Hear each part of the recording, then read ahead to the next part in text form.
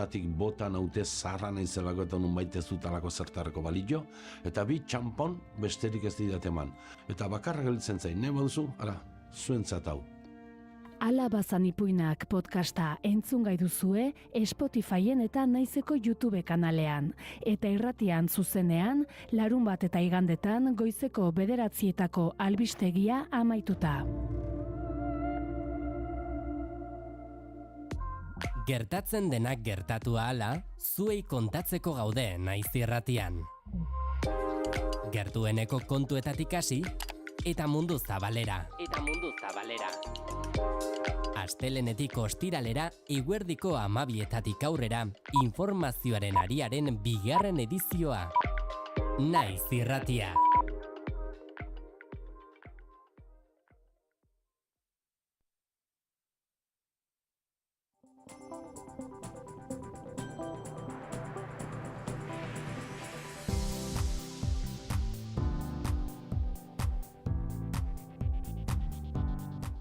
Informazioaren aria Naiz irratian. Zaloa Badiola.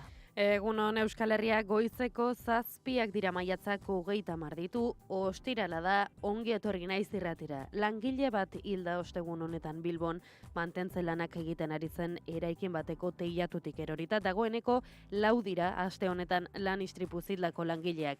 Lab sindikatuak 24 lan heriotza zenbatu ditu 2025ean. Eta nazioartean Gazako sarraskian ia arreta guztia jarrita dugun bitartean, Israelek Zisjordanian ere okupazioa bizkaian urtean. Ostegun honetan beste 22 kolonia berri iragarri ditu, ez direla ari besteen lurrek hartzen esan zuen alderdi sionista erlijiosko burua den Bezalel Smotrich finantza ministroak. אנחנו זוכים, ברוך השם, כפי שנאמר כאן קודם, להרחבת גבולותיה של ארץ ישראל. Kolonoa eta ultraeskuindarra eta Zisjordaniako gobernadore zibila ere bada. Azken 3 urteetan 59 kolonia sortu ditu lurralde honetan. Ameriketako Estatu Batuetako Auzitegi Federal batek Donald Trump presidentearen muga zerga gehienak bertan behera uztea agindu du. Apirilaren hasieran neurri hori hartu zuenean legezko agintea gainditu zuela iritzita. Bien bitartean Elon Musk Ameriketako Estatu Batuetako gobernutik atera da Trumpen politika fiskalarekin desengainua hartu duelako. I was disappointed to see the massive spending bill, frankly. Which increases the budget deficit, not just decrease it, and undermines the work that the Doge team is doing. Eta nazioartetik gurera Beasaingo udalak Pepe Mujika herriko seme kutxuna izendatu du. Horrenbestez, herriko plaza batek bere izena eramango du aurrerantzean. Ostegun honetako udal plenoan eztabaidatu eta onartu da. Aho batez, Uruguaiko presidente hoiak Beasainean ditu sustraiak eta 2015ean bertan egon zen bere arbasoen jaioterria ezagutuz. Eta Lakuako hezkuntza sailak adierazi du datorren ikasturterako matrikulazio prozesua normaltasunez egin dela eta familien 95%ek lehen aukera gisa aukeratu zuen ikastetxean lortu duela plaza. Bermeon 5 familiak salatu dute aurre matrikula eskola publikoan egin arren itunpekoetara bideratu dituztela hitzonak izan ditu kontuaz Begoña Pedrosa hezkuntza sailburuak. Eta datu horrek adierazten diguna da normaltasuna eta sistemak funtzionatzen dauela. Jartzen diren neurriak eta irizpideak argiak eta transparenteak direla, ikastetxe guztien esku daudela. Eguraldia eta trafikoa Naiz irratian. Trafikoari dagokionean aparteko arazorik ez Euskal Herriko errepideetan eta horrela jarraitu dezatela. Eguraldiaren iragarpena Iker Ibarruzaren eskutik. Bero zakarra izango dugu izpide ostiral honetan, baina bero horren eraginez egunaren bigarren zatian ekaitzetara joko du eguraldiak. Goizean goiz bereziki zeruan urdina nagusituko bada ere, goizeko lehen ordutik aurrera edo besan da goiz erditik aurrera mendebaldetik barrena erdimailako hodei dezente sartuko da eta zerua zikinagoa agertuko da. Hala ere ez dute hodei hauek euririk utziko eta giro lasai izango da. Ondoren eguerdi aldera berriz ere ostazte zabalak nagusituko dira, baina arratsaldeko lehen orduan barnealdetik barrena bero hodeiak enkaratuko dira eta ekaitzetara joko du. Zaparradak hego mendebaldetik ipar ekialdera mugituko dira eta txoko batzuetan handi xamarrak izango dira kazkabarra botatzea baztertu gabe. Gau partean hori bai, eguraldia lasaitu egingo da. Haizeak goizean hego-ekialdetik joko du, arratsaldeko lehen orduan ipar-mendebaldera egingo du eta aldaketa unean kostaldean bolada zakarrak utziko ditu. Erne ekaitzguneetan bolada oso gogorrak eman bai daitezke. Temperatura minimoak eta maximoak gora egingo dute eta goizean goizetik jada bero egingo du, minimoak 16 eta 21 gradu bitartean errendituko dira, beraz oso balore altuak izango dira. Maximoak Kantauriar isurialdean 30 eta 36 gradu bitartean errendituko dira, eta hego isurialdean 31 eta 37 gradu bitartean, temperatura freskoenak kostaldean baina bereziki Bizkaian emango dira, eta altuenak aldiz Erriberan baina bereziki Nafarroa hego-ekialdean. Eskerrik asko Iker, goitzeko 7 eta 5 minutu jotzear. Kultura eta hizkuntza politika sailak hizkuntza politikarako sailburuordetzak diruz lagundua.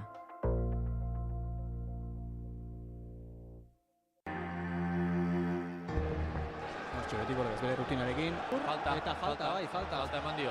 Bai, epaileak oso labur, eskua altxadu epaileak ez du zalantzarik izan, 7 eta 9. Iritsi da egun handia, buruz buruko finalaren eguna. Partida osoan markagailuan nagusi, 2 tantoko aldea besterik ez hori bai. Jokin Altuna eta Iñaki Artola aurrez aurre esku pilotaren txapel nagusiaren bila. Igande honetan, 6etatik aurrera, Jon Garategidari eta Ibai Zabalaren analisiarekin. Buruz buruko finala, zuzenean, Naiz Irratian.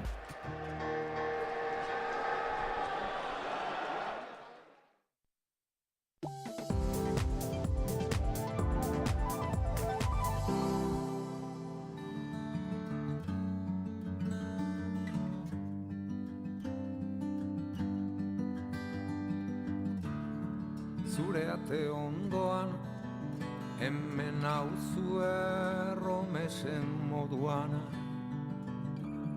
emaidatzu ostatu, utz nazatzu barruan. Goizeko 7 eta 6 minutu pasatxo dira, entzun berri dugu Iker Ibarluzearen eguraldiaren iragarpena. Badirudi gaur ere bero itzela izango dugula Euskal Herrian, naiz eta arratsalderako ekaitzak espero diren. Momentu honetan Bilbon 21 gradu inguru ditugu eta jakin nahi dugu Irun eta Ilundain aldetik ze giro daukagun, eta horretarako Sole Agirre eta Mikel Lasarte ditugu telefonoaren bestaldean. Egunon bioi. Egunon. Bueno, atzo beroa, ez dakite inguru horretatik nolakoa izan zen eguraldia, imaginatzen dut antzekoa, Bilbon behintzat bero larriarekin ibili ginen. Momentu honetan Irun aldetik ze eguraldi dugu, Xole? Momentu honetan oso polita, 16 gradu, egun senti ederra eta zerua dauka kolore oso politak, baina bildurra ematen hau, hainbeste bero egiten du atzo bezala. Bai, beroa txarto aguantatzen dutenekatakoa zara, Xole? Nik ez. Nik ez, eta ez ateratzen kalera beroakin, Bueno, gauzak egin behar eta hori, baina egiten dut goizean eta gero arratsaldez. Baina guardian nik ez teongo kalean gauzak. Kontu zibili behar izatekoa dira temperaturat altu hauek, bai. Mikel, Ilundain aldetik ze eguraldi dugu? Hemen 13 gradu, eta zerue garbi urdine ez dau, baina ez dauke itxure txarrik. Odeion bat ikusten da, baina oso gutxi. Gaurre behotuko duen itxure dauke. Atzo bero handi ezen. Gaur hartuko du estazio meteorologikoan atzoko temperaturen zenbatekoa, baina 30 gradu inguru hoi seguro izango zela. Bai, momentuz fresko, 13 gradu ez da gehi. Bueno, baina ja maiatzean izan dutu, nik uste tikina 2 eta 3 graduko temperaturen izan dutu, Ilundainen maiatza freskoa izan du da, eta, 13kin ja beste asko aldatzen da. Bai, begira, ni ere Xoleke esan duen bezala beroa gaizki aguantatzekoa naiz, eta egia esan horrela beroak bapatean etortzen direnean nire gorputzak nabaritzen du, agian ere Xoleren bezala egin beharko dut etxean geratu eguerdian. Bai, dena dela, gaurko albiste nagusi izango dugu, eta egia da, badara matzagula hilabete batzuk kontu guzti honekin momentuan ere aipatu genuen eta esan genuen, honekin luzerako joko duela. Nazioarteko kontu bat ekarri dizuet gaurkoan, ez dakit enteratu zareten Donald Trumpek abiarazitako merkataritza gerra, antza denez, ez doala, Ameriketako Estatu Batuetako presidenteak espero zuen moduan. Finantza merkatuak ohartarazi diote, bide arriskutsua dela, kanpo merkataritza hori gankaz gora jartzea, eta atzoko egunez gertatu zena, nazioarteko merkataritza auzitegiak salatu duela kontu guzti hau, esan bezala, nazioarteko merkataritza auzitegiak aho batez ebatzi du, ez dela legezkoa, Trumpek muga zergetako asko ezartzeko erabilitako bidea. Hau da, 1977 urteko larrialdietarako lege bat erabili du muga zerga guzti hauek aplikatzeko. Ez dakit horren inguruan izan duzuen tarterik hausnartzeko, edo horrek hori Euskal Herrira ekarrita ere eraginik izango ote duen gurean.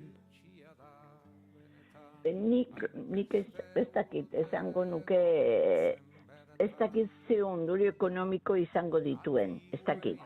Baina bildurgarria da agertzen ari diren politikari autoritario hauek. Ez daude nazien arteko agindu baten menpe eta nahi dutena egiten dute. Pertsona hau Estatu Batuetan, Netanyahu Israelen mundua deshumanizatzen ari dira. Bildurgarriak dira. Ez dakit ekonomikoak ze ekarriko du, baino jende hau munduan ez dakit beste gauza. Bai, egia da, horrelako agintariek, Trumpen bezalako agintariek badirudi, ez? Nahi dutena egiten dutela, denen hilabetzekin, denon diruarekin, eta beraien politikak ezartzerakoan ere horrela izaten da. Gaurkoz behintzat, merkataritza zerga hauek blokeatuta daude. Txinari, Kanadari eta Mexikori jarritakoak behin-behinean blokeatuta daude. Mikel, ez dakitzuk honen inguruan ze iritzi duzen? Bueno, nik ikuste hor Estatu Batuetako gainbera. Azkenean Txina eta emergente guzti gindarra hartu du ikaragarrie, Estatu Batuek gaineo gehiago, eta zergan kontu honek nola batie defensa zea bat erakusten do, gainbera baten aurkako defensa. Eta, bestetik nik ikusteot merkatu libre horreke Euskal Herrira bereziki nekazaritzan eta ikaragarrizko kaltea ekarri do. Orduan Euskal Herrine, babes neurri batzuk hartuko baleke, oide ona izango litzeke bertako nekazaritza eta bertako industria eta mantentzeko. Globalizazio zutzuke gure ekonomian eta nekazaritzan gainbera ekarri do, eta orduan, kontu hautaz hitzeitea ez da erraza. Ikuskontu guzik ikusi behar du eta zaile, hoxe komentatzeko neukena. Agian honen inguruko analisi ekonomikoa egiteko gai ez gara izango, niri behintzat adierazgarri iruditu zaidan kontu bat bada, orain arte bere gobernukide izan den eta bere alboan agertu den Elon Muskek, hau da Tesla eta isa sare sozialen jabea, agertu gobernutik irten berri dela. Berak esan duenez, eman duen elkarrizketa batean adierazi duenez, decepzioa hartu duelako, Trumpek ezarritako muga zergen kontu guzti honekin, onerako baino kalterako izango omen delako, eta irten eginda gobernutik. Adierazgarria iruditzen zaizue hau? Ni asko harritu nintzen, Elon Musk gobernun sartu zenean, gizon aberats eta zeok ez dauke gobernu batean sartu beharrik, gobernu nion gabere baduen, nahiko boterea, Eta nahi sartu zenean harritu einitzen da, bueno, oainateatzen denean harridura sartu behar, baina bueno, olako gizon berezi eta boteretsun eskutik, ez dago ezer iragartzeik. Xole? Nik uste dut, bueno, ni pentsatzen dut hemendikan gure etxetik eta hola, nola Estado Batuen jendia 62 milioi boto eman dute gizon hauek. Ez dakit nola pentsatzen du jendia, ez dakit. Dik esaten dut, bueno, ni heldua naiz, edo beste forma pentsatzen daukat, eto ez dakit. Baina hainbeste jende ikusi du gizon hauen soluzioa, edo ez dakit nola dago mundua. Egia esan. Bai, kontrakotasunak daude ez. Mikelek esan du, Estatu Batuen gainbehera baten aurrekaria izan daiteken zerbait dela, baina egia da, 72.000 bozka izan dituen gobernu talde bat izan dela gaur egun Estatu Batuetan dutena, baina Mikelek esan duenari tiraka. Ameriketako Estatu Batuen gainbehera dela esango zenuke, Xole? Nik ez dakit, ez dut ulertzen problema horiek. Nik atzue honitzen txarla batean jende etortzen dana horera beste lekutik eta hola, eta egia esan ez dakit nola dago mundua. Ez dakit. Baina bildurra ematen hau, nola dago jartzen gauzak. Denak individualizatu gea. Eta hori da problema handiena, eta hori egin dute oso odo politikoak mundialak. Horba, Xole, zure analisia goizeko 7 eta 16 minutu dira dagoeneko gaurkoan ere, gustora asko egoten gara hitz egiten eta denbora gainera etorri zaigu, hemen utzi beharko dugu, segurazki izango dugu tartea, honen inguruan gehiago hitz egiteko luzerako emango duelako auziak. Asteburu onona izan, aprobetxatu eguraldia alduzuen bestean, eta datorren astean izango gara berriro ere. Bai,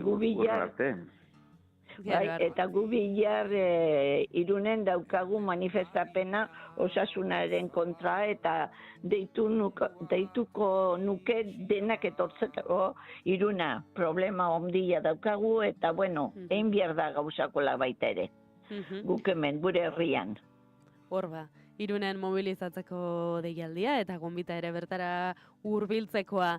Esandakoa, mila esker beste behin eta plazer bat zuegin hitz egitea. Bale, asteburua na pasa. Agur.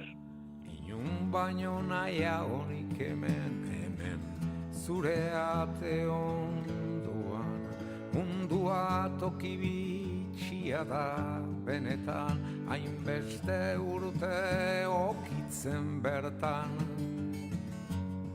gati guein nau.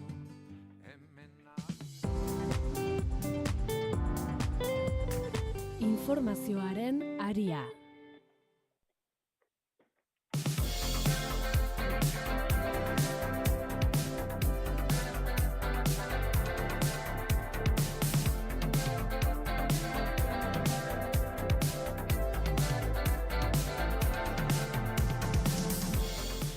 Igandean da pilotaren hitzordu nagusia buruz buruko finala Jokin Altuna eta Iñaki Artola aurrez aurre gogoratu Naiz Irratiak zuzenean eskainiko dizuela Jon Garategidari eta Ibai Zabalaren analisiarekin final handira begira jarrita pilotarien hitzak entzun ditugu aste honetan Naiz Irratian eta orain botileroei ere jarri nahi izan diegu mikroa Jon Garatea. Ohikoa da final handi baten atarian protagonistak entzutea, kasu honetan Jokin Altuna eta Iñaki Artola, aurrez aurre igande honetan buruz buruko txapelaren bila ariko direnak. Ohikoa da beraien adierazpenak jasotzea, xehetasun bila, emozioaren aztarnen atzetik, baina badira beste ahots batzuk oihartzun apalagoz mintzatzen direnak eta hala ere beti informazio gehigarria ekartzen dutenak, auzo, herri eta kale bereko figurak gertukoak eta zintzoak, botileroak. Ez dira finala jokatuko dutenak, baina euren ikuspegitik badakite zer den tentsioa, presioa eta ilusioa. Eta aste honetan haiei ere hitza hartu diegu finalaren atarian pilotaren beste errealitate bat argitzeko. Alde batetik Gorka Altuna dugu Jokin Altunaren lehen gusua eta bestetik Iker Iriarte Iñaki Artolaren botillero eta laguna. Bi botileroak ere alegiarrak. Altunatarrekin hasiz, ezoiko bidea izan du aurtengo buruzburukoan Jokinek. Binakako txapelketatik goiz geratu zen kanpoan eta Arangurenekin hartutako erabakiak ere hautsak dezente arrotu zituen. Ordutik ohikoa baino denbora gehiago izan du aurten buruzburukoa prestatzeko, baina aipatu ere egin zuen bitarte horretan lesio txiki bat izan zuela eta ez zuela behar bezala prestatzeko aukera izan. Txapelketa ez zuen ondo hasi, orain ordea finalean da, finalerdietan sekulako erakustaldia eman da. Honelaxe bizi izan du Gorka Altunak bere botilleroak prozesua. Bai, esan dekena, binakakoa ez zuen erresa izan, ezken asera tioken, gainea Zeran berez Tolosakin jokatzeko hauan, xantzien enpresak gaina esatzen, nola jo berez jokin da Tolosa jogatuko zuen, bueno, bi astelenago Tolosak proban batzukin da ez zula jogatuko, eta azken Arangurenekin, eta bai, ez zuen bate ondo atea, txapelketa, asera tioken nahiko gaizki hasituan, eta azkenen ezin izan duzien playoff eta selkatu. Baina, bueno, gero esan diakena, Arangurenena kentzeko hortan, beak etzin nolako zerikusik izan, azkenen gauz badek bere esku ez dauna, beak Arangurenekin segina izin, enpresak erabaki hartu zin, da bai, egi esan asko itxusituan, gaina geho sekulako paliza hartu zien, da bai, olaxe, binakako olaxe bukatuan, eta buruzburukoa prestatzeko denbo desente, baina hor prestakuntzan rotura txiki bato izan zin, buruzburuko hasi baino 3-4 astelehenago hola, eta pixkat gehatu zioa, preparazioa pixkat horre baldintzatu zin, eta Larrazabalen kontrako partio horta, igual, jendek uste zin igual behin baino preparatu gaiatu zola, baina azkeneko astetan nahiko entrenamentu gutxi indaiatuan, behar esateziakean aurretire lento xamarro sentitze zara, eta bai, azkenen Ikerrek kisto partu intzin, ni uste behin profesionaletan induen partiko buena intzila, eta gaineti pasazin. Eta geholakotan pasatzek, aurreneko partio galdu ezkeo, ja ire eskure ez daukek, nahiz eta beste bik irabazi, oso garrantzitsuan adibidez Larrazabalek Dario ibaztea. Larrazabalek Dario irabazi eta hor bai gehatzeuan ja bere esku. Eta hogatzen hau, 14-20 galtzen junuan, Larrazabal Darion kontra, eta nola WhatsAppen talde bat zeukeu, Jokin eta beste batek, hiruo hor hitzaiten egin itxola, eta ja lanak oso zaiek egongo itxuala. Eta buelta eman zioan, Larrazabalek, hoi izanuan partidu bat ibaztea bezala, ze azkenen ja ire esku daukek, ja beste lasaitasun bat hartzek, eta geho Javi Zabalan kontra partidue nola juntzan ikusita, Javi kiston esibizio eman zin aurreneko parten, 15. tanto arteo, ikera harriei Jokinek ni bate gaizkenin ikusten, baina gainetik pasatzen nahi zitzaioan, eta horre etorriban pixka txapelketako buelta ez, lortu zin, partidu horri buelta ematea, eta hori hitzaiten haituen itxuan partidu eta hori ze garrantzitsu eguan partidu hori hola sofritxuta buelta ematea horrek askotan emateko 22 ibazi ezkeo indarra hundigo emateikela, baina azkenen kontra las kuerdas erderaz esatean bezala otea izenen, geho olako partidu bati buelta emata indarra hundi emateko, eta geho Darioi erresi bazizioan, eta bai, Lason kontra erakustaldia hundi entzin, azken alde nindun handina, dena ondo atea zitzaioan, eta guain finala, eta aber ze pasatzen. Finalean da bai, nola biziote ditu egungo txapeldunak finalaren aurreko azken orduak? 15. finala du honakoa, ohitzen alda bat? Beakin aurreko unetan den itxon onbeste oten, baina guain azkeneko finaletan da egiedek, desentetan, aurreko unen igual batea afaldu, eta eitxe juta, nik egizan oso lasai ikusteit. Partidu bat gehiago bezala, egiedek beak esateula gauen etortzela, gauen behin oia sartutako, da burua horre etortzeitukela, azkenen urrengo unen zer datorren ez, tentsio handiko momentuk, eta hor pixka sentitzeula. Behai nik etzekit, azkenen pentsatzeit hasieran igual nervioso xio jarriko gala guain, ez oitxure bat bezala, baina bai azkeneko urtetan asko jokatu izkik, eta esperientzi horre pentsatzeit, ze bi aste nola eamateko garaien asko laguntzeikela. Baina nik ez dit aurreko unetan da beste unetan baino urdurigo sentitzen.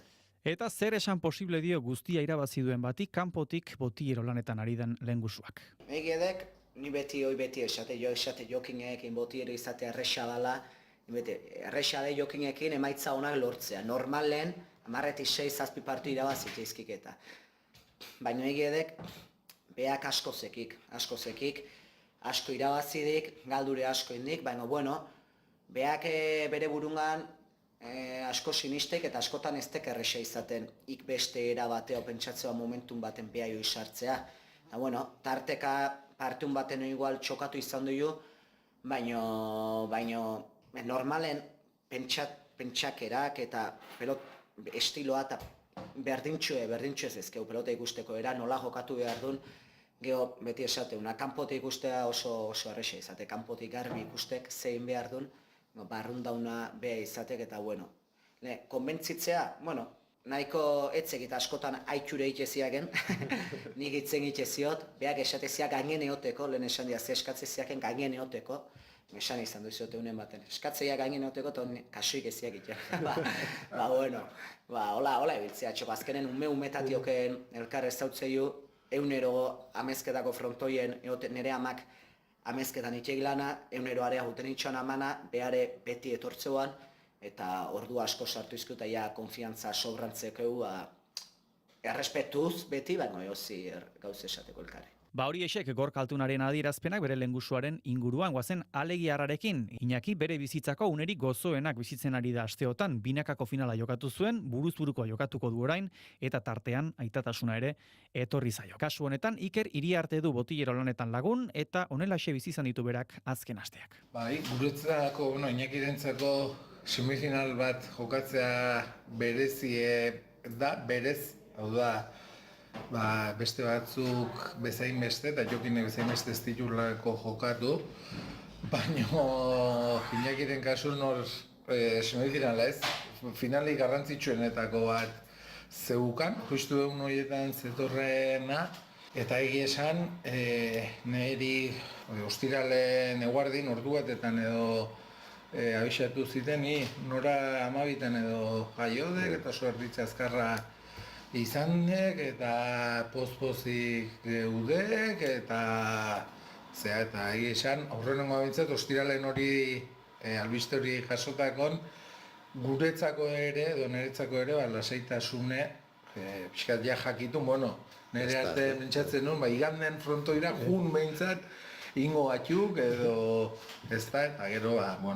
noski bai, baina egia esan, baina jaien Iñaki behakin elkarrekin biok, buruz-buru junginen frontoira, eta egia esan oso, ez dakit, asebeteta edo oso zea sentitu nuen Iñaki bai area biden, eta bidea beste eta mezelako izan zen guretzako, gure gauze pertsonalei buruz hizketan eta gure bizitzei eta hola, baina izan die egun nahi oandiken ere tarteka neharra ateatzen zait benetan izan die gure oso egun sentiberak edo gauze asko mugitu zaizkigun egunek izan die. Artolaren kasuan 11 urte beteko ditu profesionaletan jokinek bezain beste, 4 egunen buruan debutatu zuten biak ere, baina amezketarrak final mordoska jokatu dituen bitartean Iñakiri azken urtean etorri zaizkio bere ibilbideko biak binakagoa lehenik eta buruzburukoa ondoren. Bizipen ederrak Iriarteren hitzetan. Bai, baina,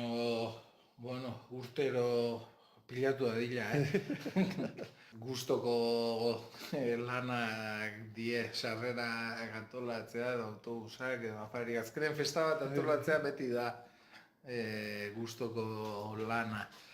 Baina bai, izan da, bizka bat, ni nireko herrilakoekin eta binakako finalera iritsi zanen ez, bazan, herrin asko entzuten zan, sarrerak eta kantxara jun behar dio, gehi igual ez gaitu jungo eta ez da, edo pixka bat, aprobetxetu behar dio eta zenek esan, pila bete eskaixen, berriro final baten nengo zanik Iñaki.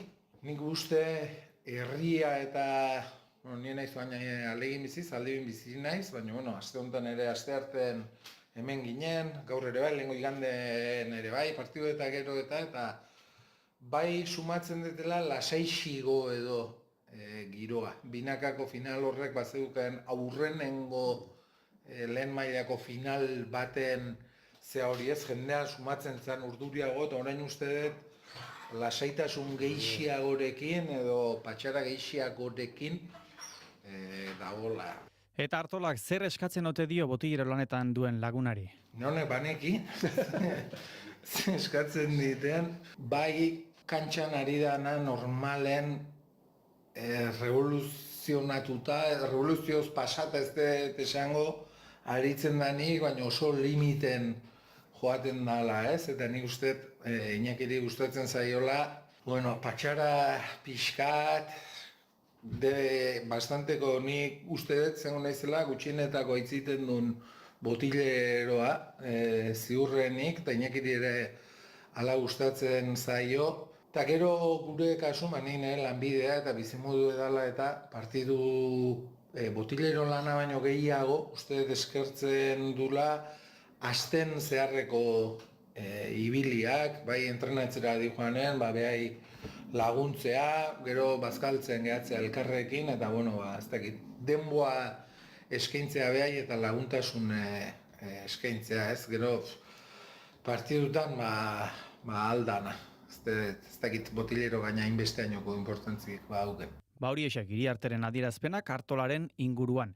Eta bi botilleroen adierazpenak uztartuko ditugu jarraian. Jakina da botilleroen lana aldatu dela azken urteotan, gaur egun esaten duten oro entzun daiteke telebistaz, eta horrek hitzak neurtzera eraman dezake bat. Nola bizi dute hau bi protagonistek, ea zer dioen Gorkaltunak? Bai, ni bentzan ere kasun da Ikerren are alaxe da azkenen gure botillero ibilbideen, beti ezautu dugu mikrokin. Ni hasi nintzenen botillero justu orduntxe jarri zituen mikro, pandemia eta geho, eta olaxe oitxu geha, ez? Egi esan nahi gehiagi etze gustatzen, mikron beste kaitzea bai, ez Iker gustu haitzet, ze esate joan, nola ematen egi esan gustatzen zait bestek ze esate entzutea, baina iritzen zaiz zuri partiuko momentu horietan pixkat kortatze zaitxula azkenen, ze askotan lasai itzen beharren, o molestin balin baduke, eskuko mine, o guztua gabetuko zenioke igual momentu bat ezen muztaukek esku, eta ezke ezin da, ze dena, kanpotik dena entzutea, eta orduan urrengo partio aukezun kontrarioare hortxe dau, atento, aber zehose baldin bauken, orduan egi da atento ibili beharra aukezula, baina bestela, nik uste, ni behintzat, bestela aztu itxezea, jendea hitzen nahi dela, hemendi bi asteko final hortan Euskal Herri guzti atento egongoa, behi da, baina hortaz aztuin beharra aukezu, bestela ez dizu zuzeu izaten, eta pixkate esan dizutena. Alde batetik bai, atento ibili beharra aukezu, gauz batzuk ezin ditezu esan, baina ni behintzak garrantzi gehiagik ez diote ematen, bestela. Gauza bera pentsatzen aldu Iriartek? Nik uste, intimidade galtze horrek edo eraman ditula edo gaitxula botillerok politikoki gero eta zuzenagok izatea, ez?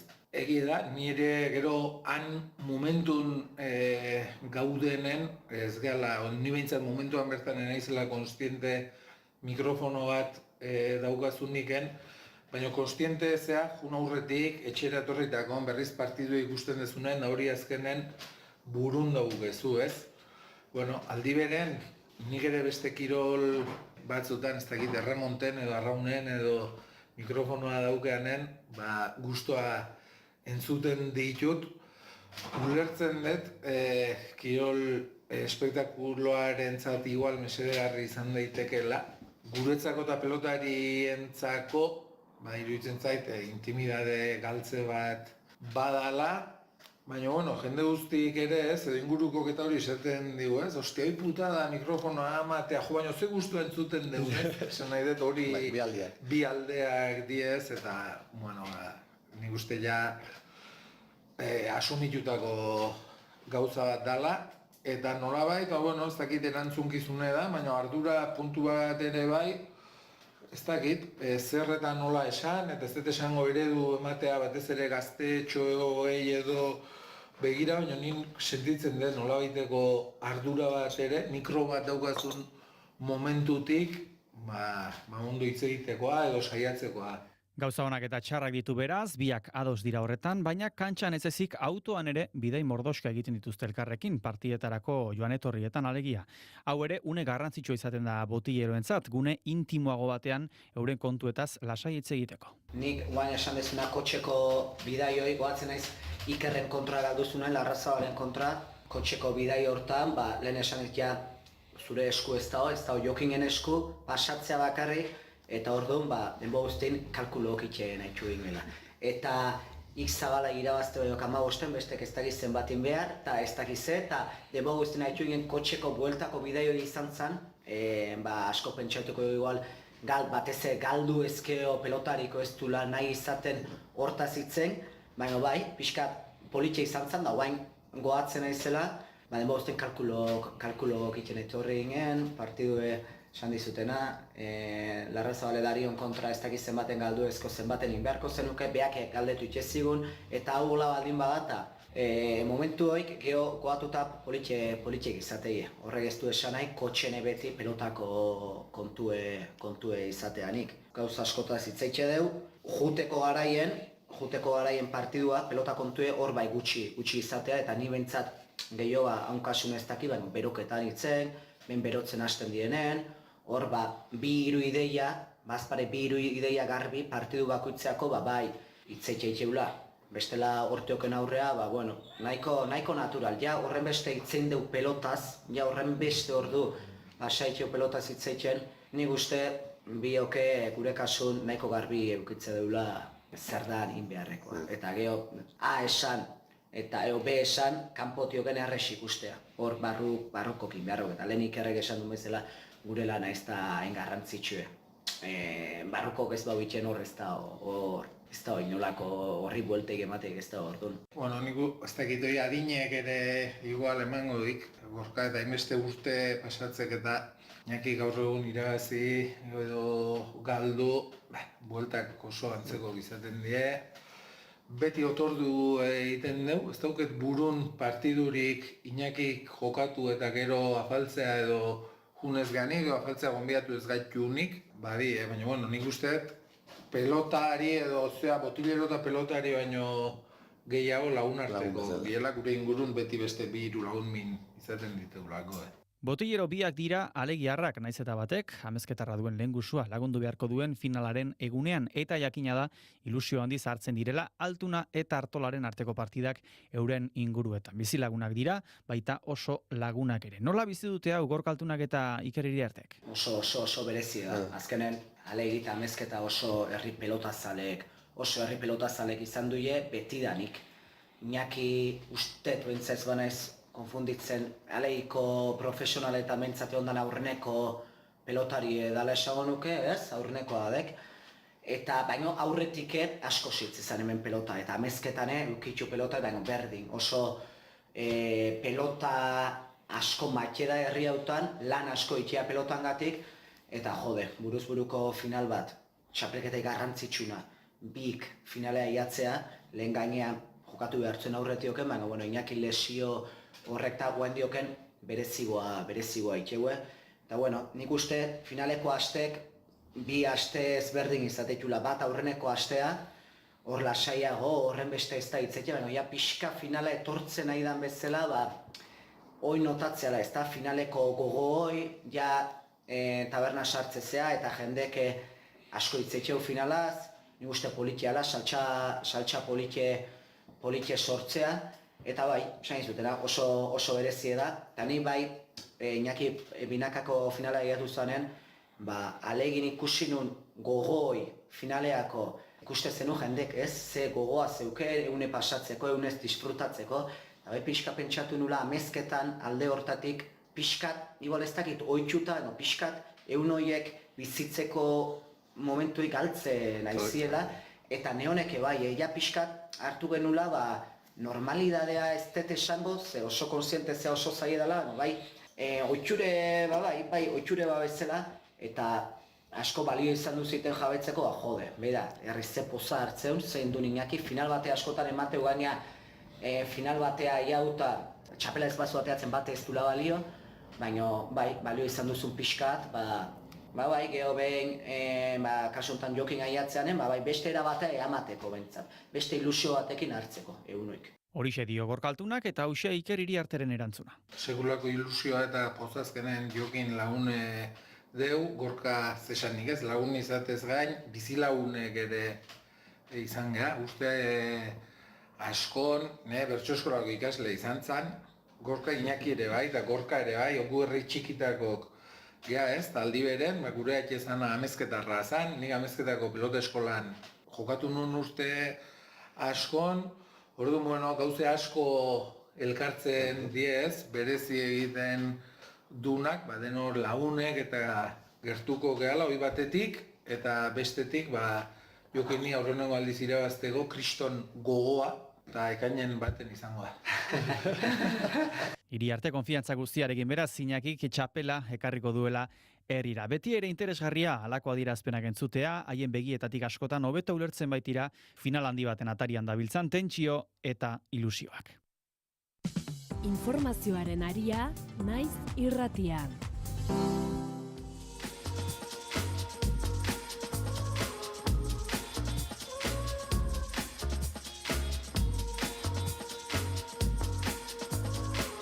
Goizeko 8:20 gutxiago dira, horrela dio gaurko Gara eta Naizen editorialak. Langileen bizitzak ere garrantzitsuak dira. Astelenean 50 urteko langile bat hil zen Andosiako enpresa batean, gainera erori zitzaion karga baten ondorioz. Astelenean bertan 59 urteko beste langile bat zendu zen Atxondoko atxeteren obretan, pieza handi batek azpian harrapatuta. Hurrengo egunean, beste langile batek galdu zuen bizia, Amurrioko Tubos Reunidos fabrikan. Kasu honetan, teiatutik erorita. Eta atzo goizean beste langile bat zendu zen Bilboko eraikin bateko teiatutik erorita. Benetan tragikoa izaten ari da aste hau.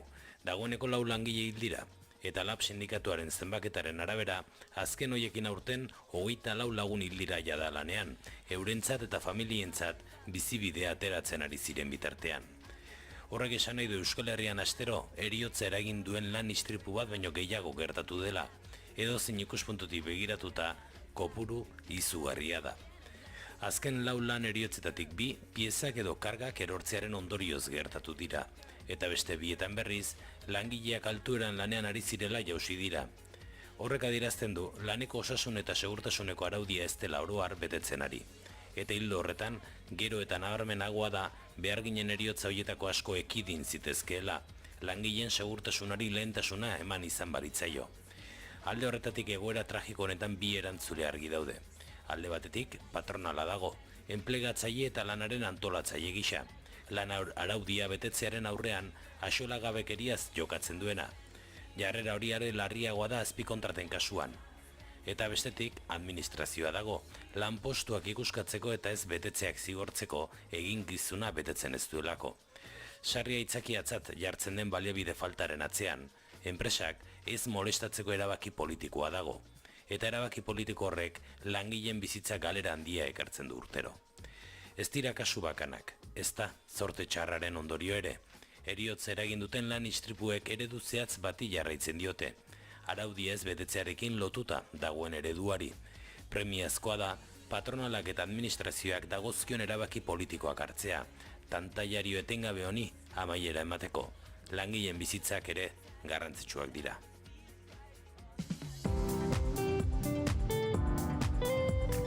Informazioaren aria.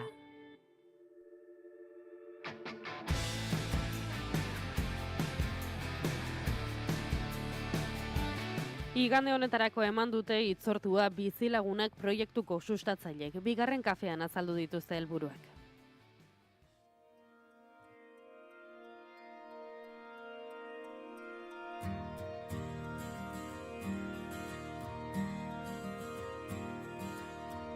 Begiratu atzea,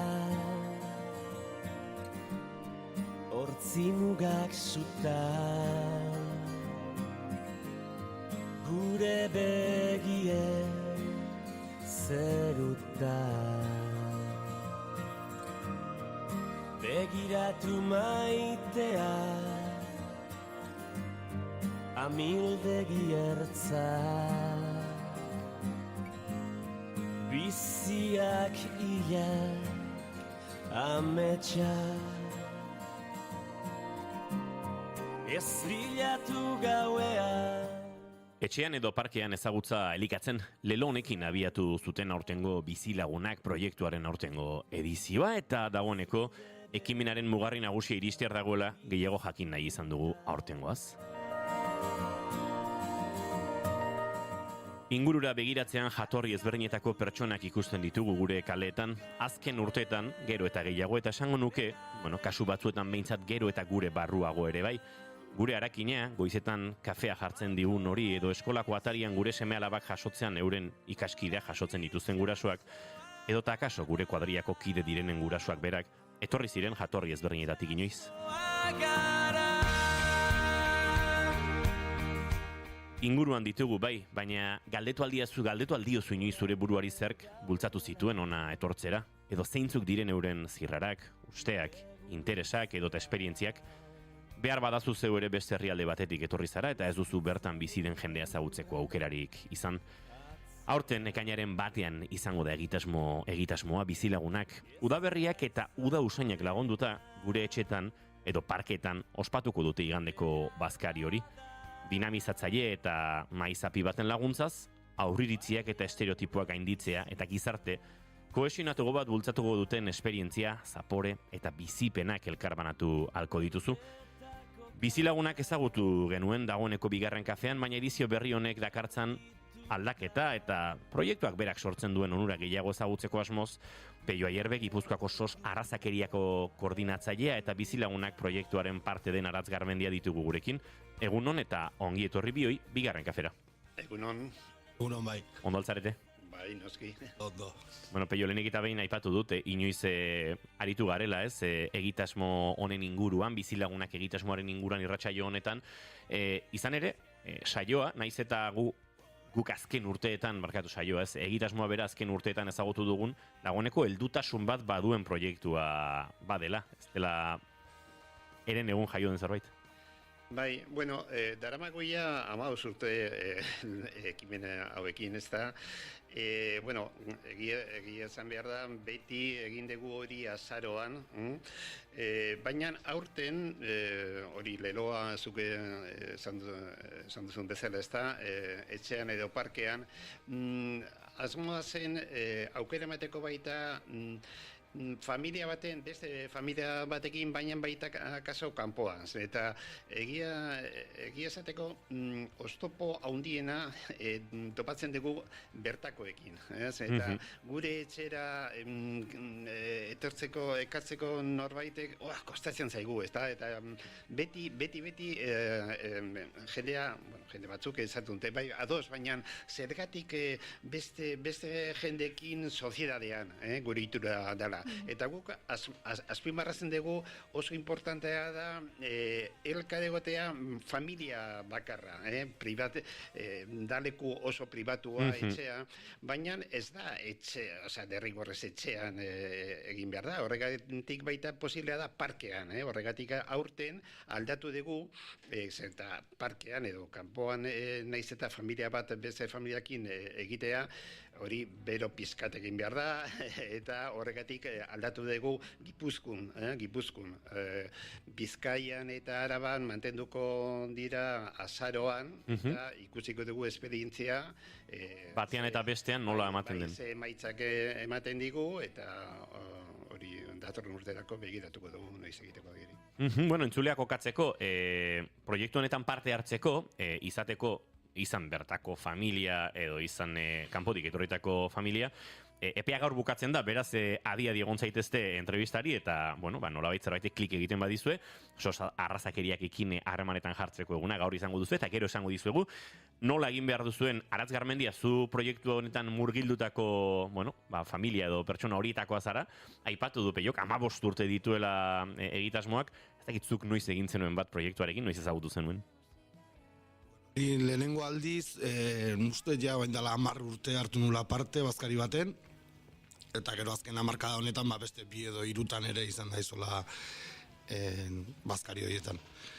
Eta aurten Tolosaldean lagun kuadrilla bat elkartu gara, pixkat antolakuntzan laguntzeko, eta, esan behar da urten bizilagunak egitasmoa igande batean izaten dela, ekainak batean, baina ekainak 14an, nolabait, pixkat, ekimen hortan parte hartu duten familiei errekonozimendua egiteko, edo Gipuzkoa solidarioago bat egiten laguntzen duten pertsonei errekonozimendua egiteko gala bat egiten dela, eta urten Tolosan ospatuko da, topiken, ekainak 14ean, larun batean 6etan, eta pixkat ibiligea urten berezitasun horrekin ez, nola gala hoi Tolosan antolatuko da, guk ere pixkat laguntzen, orduan bazkarian parte hartuko dugu, baina pixkat antolakuntzan ere ibiligea, eta nahiko emaitza ona, emaitza aurretik mintzat emaitza ona ikusten da, 20 familia baino gehiago elkartuko dira, igandean, eta ideia hori da pixkat ez, Peiok esan duen bezala, igual udazkenetik udaberrira ekartzea, kalean ere pixkat ekimen hau ikusaraztea, eta ideia da ekainak bat hortan, ordu batak aldean kalean juntatzea denok, bazkarietan Tolosan bintzat egingo diren bazkari horietako jendea elkartzea udaletxeko plazan, eta hor pixkat elkar ezagutzea, eta gero bakoitzak bere lekura joatea bazkaltzera, eta Aipatu du Peiok, askotan etxeko atea irikitze hori kosta egiten dela. Uste dut hau badela zerbait gainera oso euskalduna. Orokorrean, atzerrian ibili garenok, uste dut abegitasun hori, etxea zabaltzean abegitasun hori oso errez bizizan dugula gure mugetatik kanpo, eta aldiz hemen, nik esango dut, nire kuadriako askok etxea dute, eta nik ez dut ezagutzen. Ez, bada zerbait, bai, soziedadaren aitzaki horrekin, badirudi pixkat lausotzen dugula hau, baina, bai, etxea, ez dakit, pribatutasun oso mugakorara ematen dugula, ez, Peio? Bai, baina horregatik guk esaten dugu lortzen badegu elkartzea han, erresago izango da bakoitza bere buruan daukagun hainbeste iritziak eta holakoak, aurri iritziak jakitea egia den, ala ez, baina horregatik leku pribatua lortzen badegu han topatzea, hori oso desberdina da, guk baita bultzatzen dugu ekimenak kalean eta holakoak, baina hau bere beriztasuna da hori, uste dut. Aratz, zuke esperientzia ezagutu duzu eta esperientziak asko du emateko. Nola animatuko zenuke oraindik gaur demagune izen emateko prest dagoen entzule bat, bizilagunak proiektu honetan parte hartzera. Aipatu dugu, gizarte kohesionatuko bat, loturak, beste kulturak ezagutu, akaso norberare aldatzeko esperientzia bat bada? Bai, pixkat, interes pixka bat eduki behar da ez, jendea ezagutzeko, eta pixkat zure herrian gertatzen dena jakiteko, edo hemen dabilen jendearen bizimoduaz jakiteko, baina, nik uste simple ez, egia esan, bazkari bat eta janaria ondo jatea denai gustatzen zaigula, gonbidatuak badaude normalean hobeto sukaldatzen da, edo sukaldatu behar duenak ere esfortzu bat egiten du. Mimo gehiago jartzen dio. Nik uste baietz, eta, alde batetik horregatik, eta gero, bi aldetatik, ez, egia esan igual bertakoentzat bai izan liteke jendea ezagutzeko, eta igande ezberdin bat pasatzeko, eta igande politxo bat pasatzeko aukera, eta kanpotarrentzat aukera ona da, pixkat ikuste dudulako ezagutzeaz aparte, igual kanpotik datorren jendeak ez daukala sare bat lortzeko, edo lagunak egiteko, edo ez dakit, gauza berriak jakiteko, edo gure herrian nola funtzionatzen duen, edo tarama burokratikoak, edo eskolako gauzak, edo umeen gauzak, pixkat elkartzeko ondo da, hola. Gehien bat, kanpotarrentzat ere bai, askotan, denei pasazaigulako kanpora junda, gure kasun beti kanpora jungearen oporretara jungea, eta orduan ez dugu olako beharrik edoki, baina kanpotik datorren jendeak askotan laguntza bat, edo telefono bat edukitzeak, edo pixkat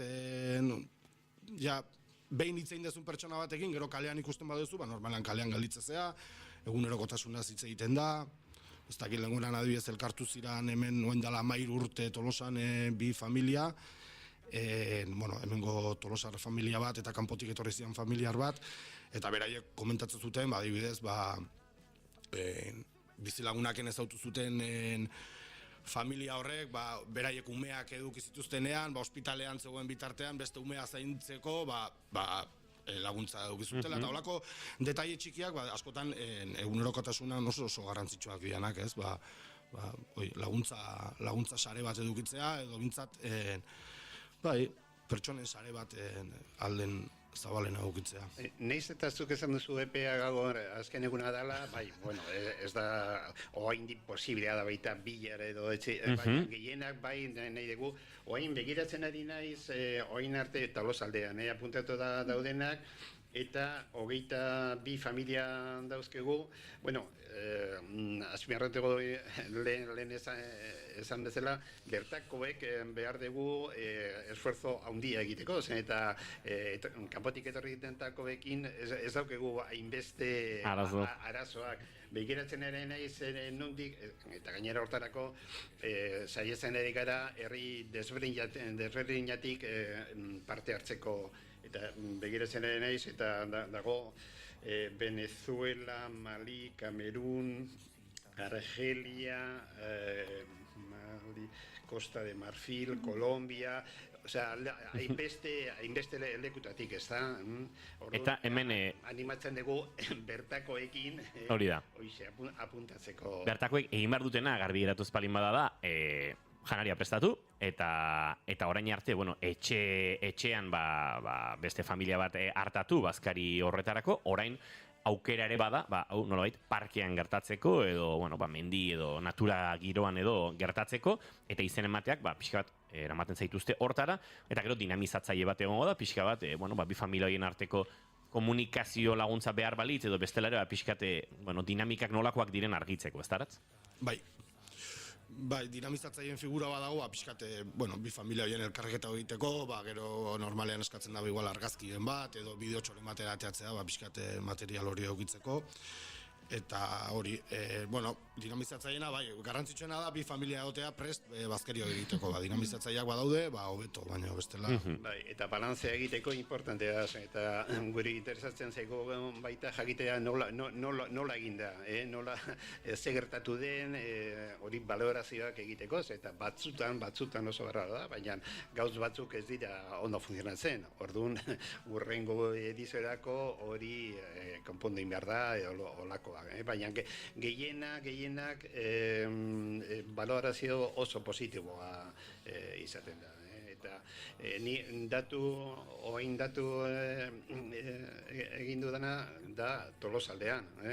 Gehienak dira Tolosa, baina baita parte hartzen dira Asteasun, Bilabonan eta ikategietan baita.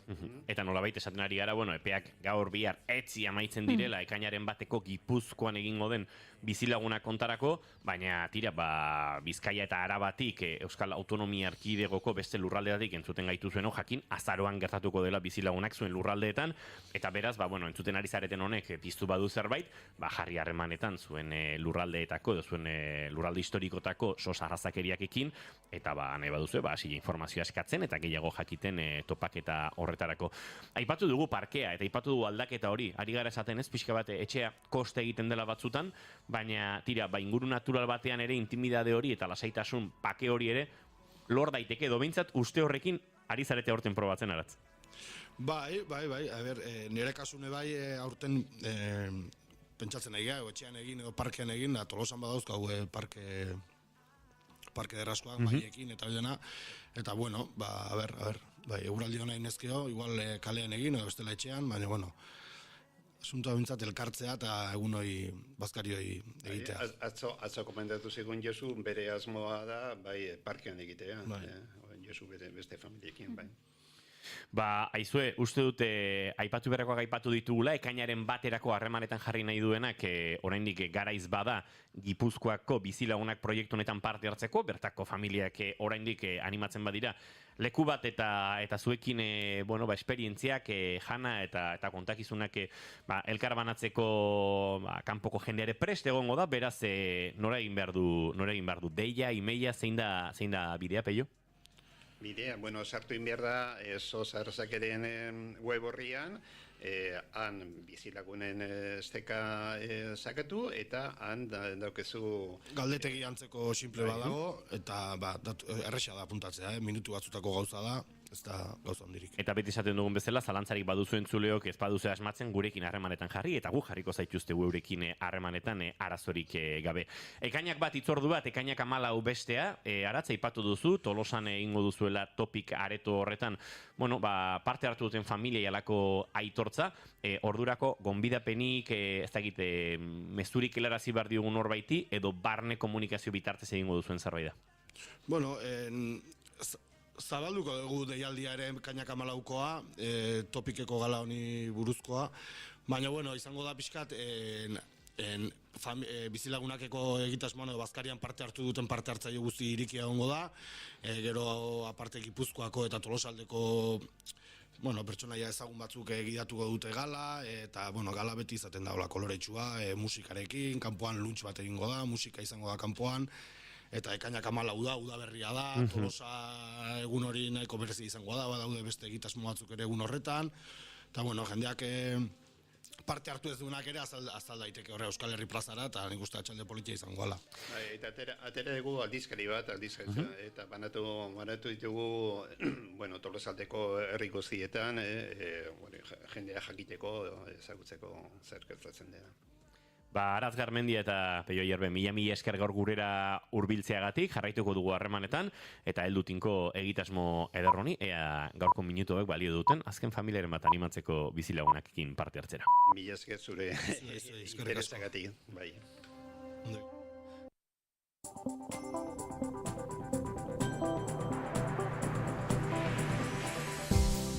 Informazioaren aria, naiz irratian, Pegi Lekuona. Egunon, goizeko 8 dira ongi etorri naiz irratira. Lakuako hezkuntza sailak adierazi du helduden ikasturterako matrikulazio prozesua normaltasunez egin dela eta familien 95%ak lehen aukera gisa hautatu zuen ikastetxea lortu duela plaza. Begoña Pedrosa.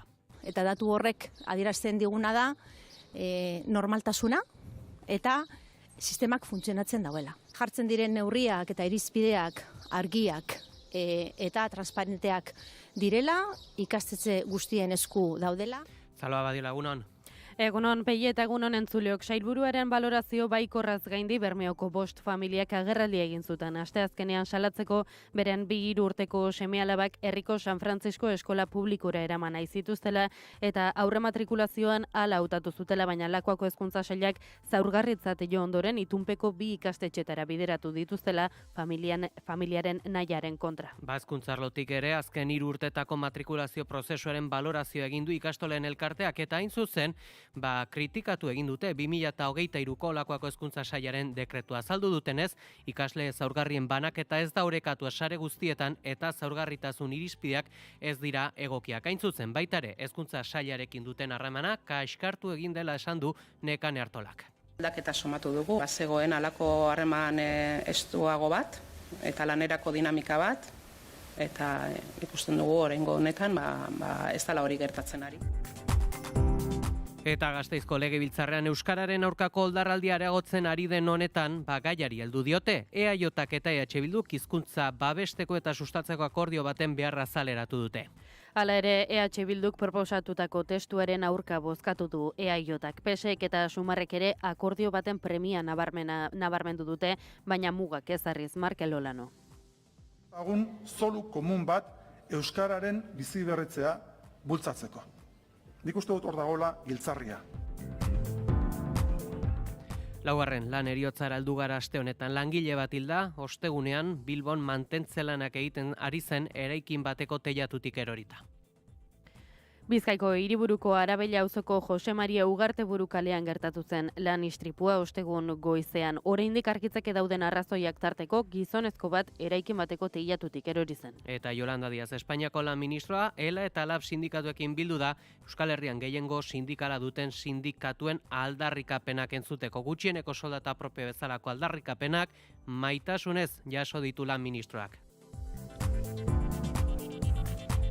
Eta zalaparta Madrilen, eta horien artean, Fijok Sánchezen aurkako protesta deitu du eta zentsura mozio baterako giro ere berotzen hasi da. Es al conjunto de los españoles al que le corresponde tomar la palabra. Si no pueden hacerlo en unas urnas, porque Sánchez sigue negándose a convocar unas elecciones generales, podrán hacerlo en la calle, en una concentración convocada por el primer partido de España el próximo 8 de junio en Madrid.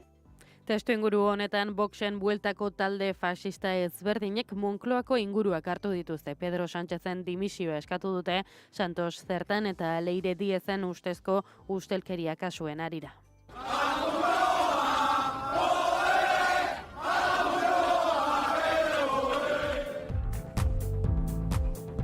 Eguraldia eta trafikoa naiz irratian. Errepidetan bada nabarmentzeko jazerarik? Ohiko autopilaketak daude Bilbo, Barakaldo, Galdakao eta Leioa inguruan pegi. Ederto, eguraldiaren nondik norako guztiak Iker Ibarluzeak. Bero zakarra izango dugu izpide ostiral honetan, baina bero horren eraginez egunaren bigarren zatian ekaitzetara joko du eguraldiak. Goizean goiz bereziki zeruan urdina nagusituko bada ere, goizeko lehen ordutik aurrera edo besan da goiz erditik aurrera mendebaldetik barrena erdimailako hodei dezente sartuko da eta zerua zikinago agertuko da. Hala ere ez dute hodei hauek euririk utziko eta giro lasai izango da. Ondoren eguerdi aldera berriz ere ostarte zabalak nagusituko dira, baina arratsaldeko lehen orduan barnealdetik barrena bero hodeiak garatuko dira eta ekaitzetara joko du. Zaparradak hego mendebaldetik ipar-ekialdera mugituko dira eta txoko batzuetan handixamarrak izango dira kazkabarra botatzea baztertu gabe. Gau partean hori bai, eguraldia lasaitu egingo da.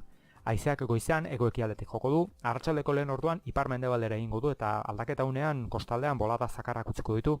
Erne ekaitzguneetan bolada oso gogorrak eman bai daitezke.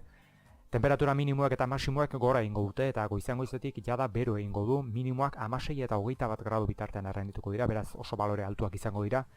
Maximoak Kantabriar isurialdean 30 eta 36 gradu bitartean errendituko dira, eta hego isurialdean 31 eta 37 gradu bitartean, temperatura freskoenak kostaldean baina bereziki Bizkaian emango dira, eta altuenak aldiz Erriberan baina bereziki Nafarroa hego ekialdean. Maiatzak 30 ostirala Joarraizpura teknikan.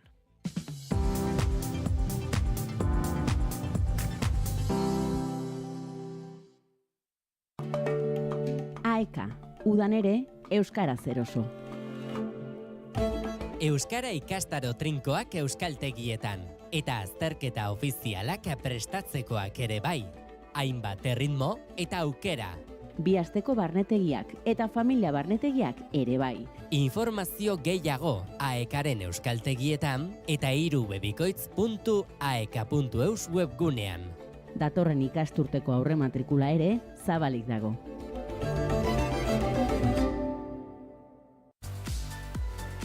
Burdindegi honek pintura makina tintometrikoak ditu nahieran eta pintura apaingarriko konponbide ugari. Alkain Hondarribia eta Alkain Astigarraga. Erantzunik profesionalena hauetan ere bai. Iturdindegia, tresnak, laneko arropa, eraikuntza materialak. Bai, Alkainen! Kultura eta hizkuntza politika sailak hizkuntza politikarako sailburu ordetzak diruz lagundua.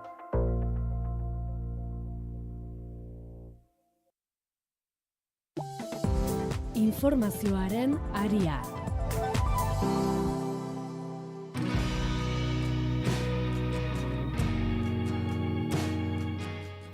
Israelek Ameriketako estatu batuek Gazarako proposatu duten su-eten akordioa onartu du, hala ere, Hamasen aburuz Ipar-Amerikarren azken proposamenak ez die Palestinarren beharrei erantzunik ematen.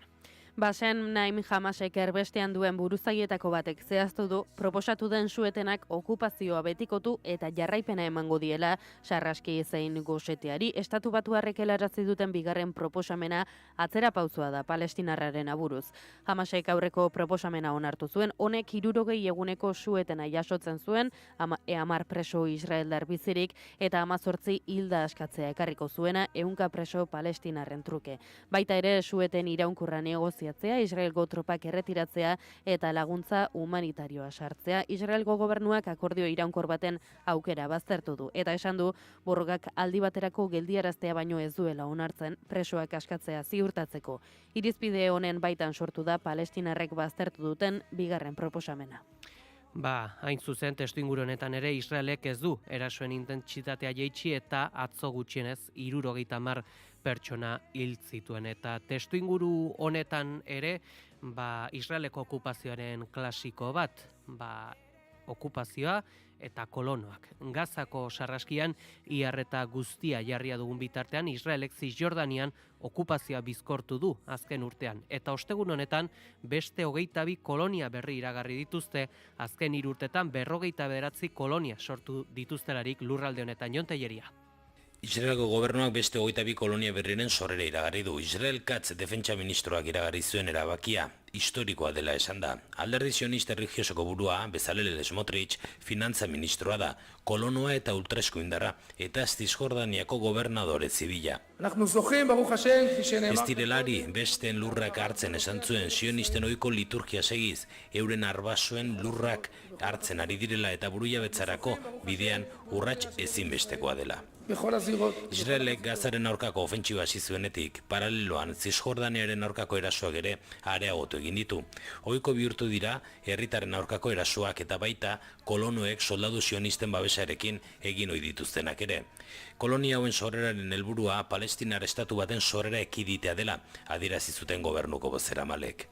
Israelen kolonien politika nazioarteko zuzenbidearen aurkakoa da. Nazioarteko justizia auzitegiak uztaileko ebazpen batean, ohartarazi zion Tel Avivi, 1967tik ona hartu dituen lurrak itzuli egin behar dituela.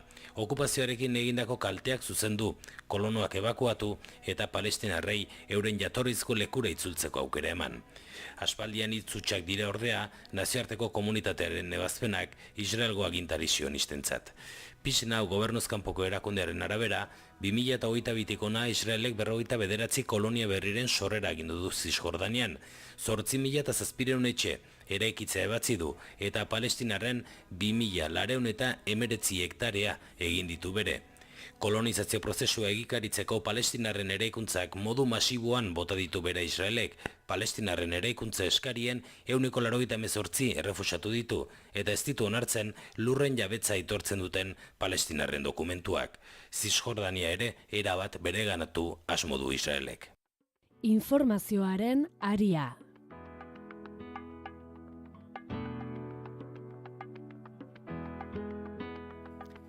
Euskararen aurkako oldarraldia areagotzen ari den honetan gaiari heldu diote Gasteizko Legebiltzarrean. EAJak eta EH Bilduk hizkuntza babesteko eta sustatzeko akordio baten beharra zaleratu dute. Hala ere, EH Bilduk proposatutako testuaren aurka bozkatu du Eusko Alderdi Jeltzaleak. PSek eta Sumarrek ere akordio baten premian nabarmendu dute, baina mugak ezarriaz.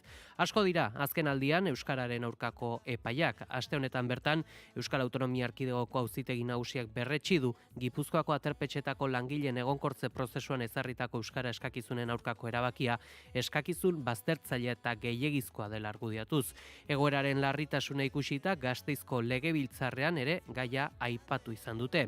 EH Bilduk ekimen aurkeztu du gobernuari eskatzeko lan egin dezala administrazioan euskararen garapenari eta hizkuntza eskakizunen sistemari segurtasun juridikoa emateko beharrezkoa den lege aldaketen alde. Josu Astiria. Hizkuntza politikan jauzi bat emateko behar diren tresna juridiko berrien garapenaren alde lan egin dezala. Eta azkenik, euskararentzat berdintasunezko estatus juridikoa eskuratzearen alde egiteko elkarlana jorratu dezala. Markel Onano, EAJko Legebiltzarkideak zoru komun bat eraikitzaren alde egin du eta subiranistekin zoru komun hori existitzen dela aitortu du. Landu dezagun zoru komun bat euskararen biziberritzea bultzatzeko. Nik uste dut hor dagoela giltzarria. Dena den, bilkuran EH Bilduk proposatutako testuaren aurka bozkatu du EAJak eta honen bestez, harriduraz galdera luzatu dio Astiriak jeltzaleari. Nik Olano jaunari bai galdetuko nioke, zertan ez zaude ados gure moziotik, guk proposatzen dugun testutik. Ze testu hori bera, eduki hori bera, onartu zuen Gipuzkoako batzar nagusiak, Eusko Alderdi Jeltzalea eta EH Bilduren botoekin. Gipuzkoan balio duenak, zergatik ez du hemen balio. Honen ordez, jeltzalek zuzenketa adostu dute PSrekin, testuan euskararen normalizazio linguistikoan aurrera egiteko polarizaziotik urrun, ekintza eraginkorrak bultzatzeko eskaera egin dute. Sumarreko Jon Hernandezek zalantzan jarri ditu hizkuntza eskubideak. Honen ustez, bateragarriak dira pertsonen hizkuntza eskubideak bermatzea eta hizkuntza eskakizun aplikazio proportzionala. Eta legebiltzarrean bertan ere etxe bizitza eztabaidatu dute. Sumarrek zoruaren legearen bueltako proposamena plazaratu du, ekimenak agerian utzi du. Etxe bizitza larrialdia ikusteko bi molde ezberdinak daudela, ezkerreko alderdiena eta Lakuako gobernuarena. Etxe bizitza babestu eraikitzeko eunekoak aztea ala murriztean oinarritu da eztabaida. Aztearen alde egin dute Sumar eta Euskal Herria Bilduk eta EAJ, PSE eta Partidu Popularrak murriztearen alde. Jon Hernández, Sumarreko legebiltzarkideak hirigintzak ez duela errentagarritasun ekonomikoarekin bat egin behar defendatu du. Rebajar los porcentajes de reserva de suelo para vivienda protegida solo va a beneficiar a promotoras y a bancos. Solo va a beneficiar al negocio. Van a ganar los de siempre y no va a contribuir a resolver el problema. Al contrario, va a contribuir a agravarlo. Zentzu berean, EH Bilduko Xabier Astigarragako hartarazi du aldaketak merkatuaren errentagarritasuna lehenesten duela beharraren aurrean. Politika neoliberalen urteriko pare honetan ikusi genuen bezala, badakigu zer ekarriko duten eta gaur argi eta garbi esan nahi dugu honek soilik etxe bizitzaren eta lurren prezioa handitzea ekarriko du eta ezberdintasun sozialen areagotze bat.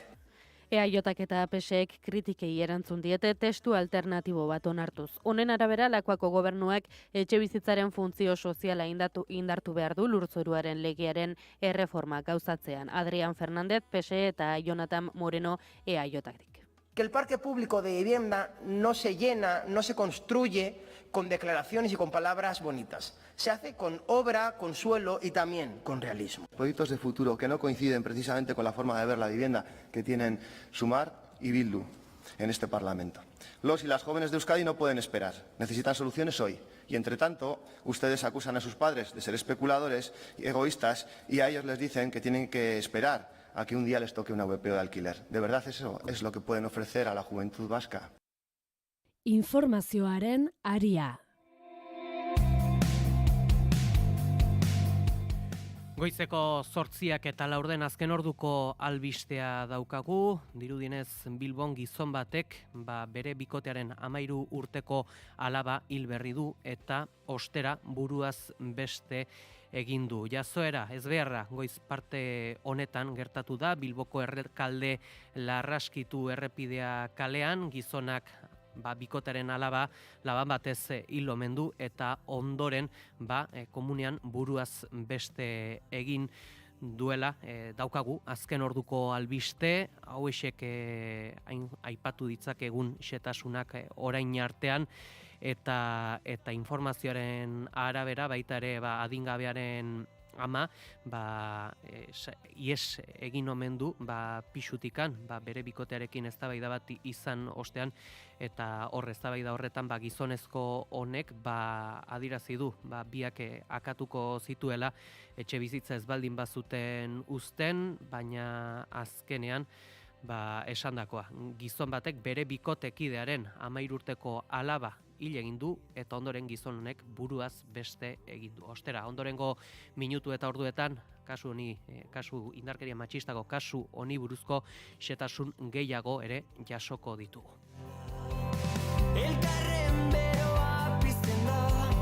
Baina honetaz gain ere aipatu beharra dugu goiz honetan 4. lan heriotzera heldu garela aste honetan langile bat hilda, ostegun honetan Bilbon bertan ere mantentze lanak egiten ari zen eraikin bateko teilatutik erorita.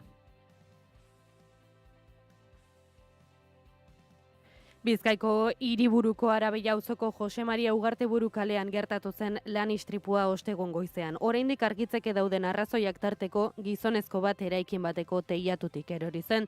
Dagoeneko 4 dira aste honetan lan istripu zildako langileak. Astelenean 50 urteko Kalahorrako bizilagun bat hiltzen Andoxiako enpresa batean eroritako karga batek jota. Aste artean beste 2 langile hil ziren, bata Amurrioko Tubos Reunidosen lanean ari zela altuera batetik erorita da eta bestea abiadura handiko trenaren obretan Atxondon.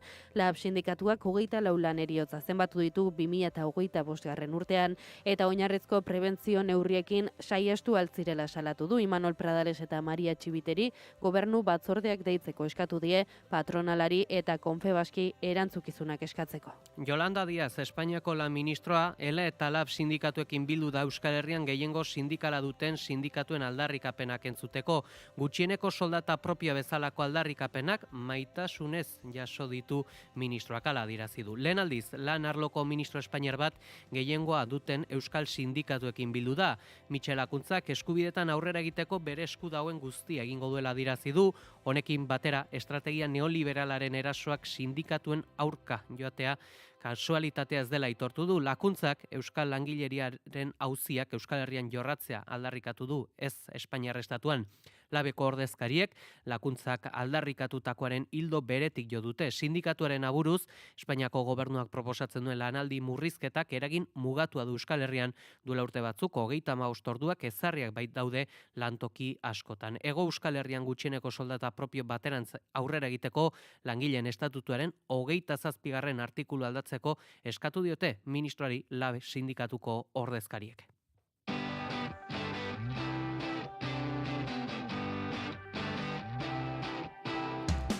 Eta iaia, goizako 8 eta 20 direla, tokiko kontu ezberdinetan murgildu beharra dugu. Batetik, Euskal Autonomia Erkidegoko Auzitegi Gorenak Bergarako udalari arrazoi eman dio, eta honen bestez Lakuako gobernuak Balogrin enpresari emandako baimena deuseztatu du. Aritz Santamaria. Balogrin enpresak Larramendiko industriagunean kare materiala ekoizteko fabrika bat eraiki behar zuen, Lakuako gobernuaren baimenarekin. Bada, Euskal Autonomia Erkidegoko Auzitegi Gorenak baimen hori ukatu du eta Bergarako udalari eman dio arrazoia. Gorka Artola Bergarako alkateak ebazpenean Lakuak emandako ingurumen baimen integratua baliogabetu izana oso positibotzat jo du. Balogrinaren proiektua hirigintza planteamenduarekin bateragarria ez zela azpimarratuz. Pozik garela esan alko nuke, eta alde batetik bai oso pozik gare aukera izan dugulako Bergarren interese eta osasuna defendatzeko eta erakunde hau merezidaben moduan errespetarazteko. Alkateak gogorarazi duenez, udalak hasieratik salatu zuen proiektuan ezarritako aldaketak ez zirela behar bezala aztertu, eta Eusko Jaurlaritzak onartutako baimenak arrisku ponentzialak sortzen zituela. Eta beraz, hasieratik esan ginoan bezala, benetan Balogrinek Jaurlaritzaren impulsuarekin ezarri nahi zeban proiektua gure planeamenduarekin bateragarria ezala. Argi geratzen da baitxa, Jaurlaritzaren erazpenetan emisioi dagokionean behar bezala justifikau gabeko salbuespenak onartzeko bidea zabaltzen zala, Bergararrak eta inguruko biztanleak salbuespen horren baitxan inungo kontrol publiko gabeko. Udalak hiritarren interes orokorra lehenetsi duela adierazi du, baino zailtasunak izan dituztela ere mahai gaineratu dute. Horren harira Bergarako udalak salatu du proiektu honek Larramendiko industriagunean kalte konponezina eragin duela azken urteotan. Herri modura, denbora eta aukera baliotsuak galdu direla nabarmendu du Artolak. Administrazioen artean beste era batera kudatuko zitekeen prozesu bat epaitegietara iritsi behar izan dela adieraziz. Hala ere, orain aukera berriak zabaltzen direla nabarmendu du. Deialdi eraikitzaile bat inez bukatu nahiko nuke. Epaiak ez deixela soilik iraganai buruzko ondorizua izan, etorkizunerako aukera berri bat zabaltzen da, Larramendiko guniai beste ikuspegi batekin begiratu aldotzago oin, bestelako proiektu batzu garatzeko aukerakin. Gaurtik aurrera Larramendi Bergarako ehun industrial eta garapen sozioekonomikoan mesedetan jartzen hasteko momentua hala uste dago. Azkenik Bergarako udalak berretsi du herritarren osasuna, ingurumenaren babesa eta interes orokorra izango direla beti jardunaren ardatz nagusiak. Donostiako osoko bilkuran protesta egin dute zenbait gazte guardetxearekinaren ustearen aurka eta tentsiuneak bizi dira. Izan ere Aldezarreko gazte asanbladak eraikina okupatu zuen maiatz hasieran ekintza ezberdinak gauzatzeko espazio baten faltan. Asanbladak azaldu duenez, ostiraletik aurrera edozein momentuan eraikinaren irtenaraztea gerta daiteke. Ostegun honetako udal plenoan horren harira tentsio momentuak bizi izan dira.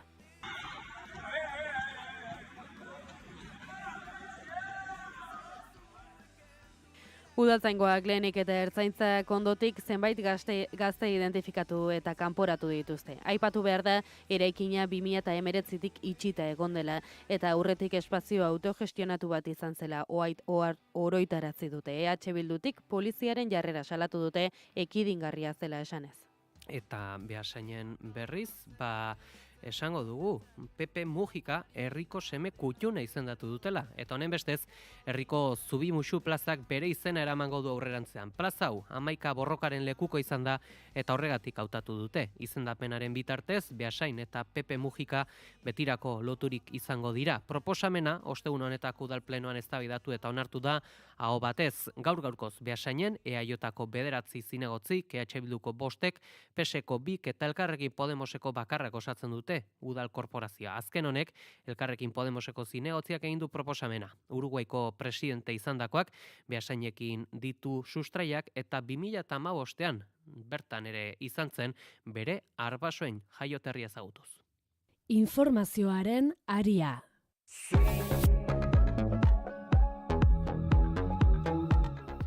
Goizeko 8:23 nazioartera begiratu beharra dugu, izan ere Moskuk Estanbulen negoziatzeko gonbidapena helarazi dio Ukrainari. Astelenean hasi nahi dute negoziaketa ronda berria, baina Ukrainak beste bilera bat eskatu du aurretiaz Moskuren bide horri ezagutzeko. Ekainaren 2an Estanbulen biltzeko aurre ikuspena dute Ukraina eta Errusiak, hala ere Kiebek Errusiak proposatuko duen bide horria ezagutu nahi du aurretiaz. Dmitri Peskov Kremlineko bozeramailearentzat eskaerak ez dira eraikitzaileak eta berretsi duenez ez dago sueten iraunkor bat aurreratzeko intentziorik. Volodymyr Zelensky Ukrainiako presidenteak zalantzan jarri du bide horren existentzia eta denbora irabazteko Errusiaren beste engainu bat dela iritzi dio, bitartekariek ere ez baitute dokumentura sarbiderik izan. Eta Feijóo Sánchezen aurkako protesta deitu du eta zentsura mozio baterako giroa berotzen hasi da. Aldarrikapen hauek erantzuna izan dute kaleetan. Sare sozialen bitartez deituriko protesta batek Moncloa jauregiaren inguruak hartu dituelarik. Alberto Núñez Feijóok Pedro Sánchezen gobernuaren aurkako manifestazio deitu du ekainaren 8irako Madrilen eta gobernuko kideei babesa eskatu die zentsura mozio batere egiteko. Y es al conjunto de los españoles al que le corresponde tomar la palabra.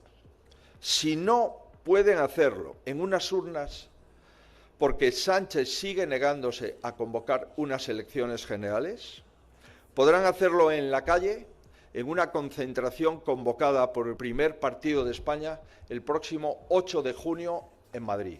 Testu inguru honetan Voxen bueltako talde faxista ezberdinen Moncloako inguruak hartu dituzte, Pedro Sánchezen dimisio eskatu dute Santos Zerdan eta Leire Diezen ustezko ustelkeria kasuen harira.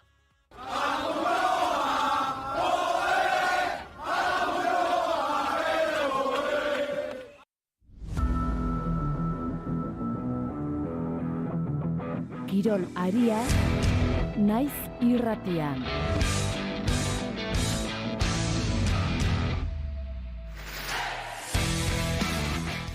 Igandean da pilotaren hitzordu nagusia, buruz buruko finala. Jokin Altuna eta Iñaki Artola izango ditugu aurrez aurre.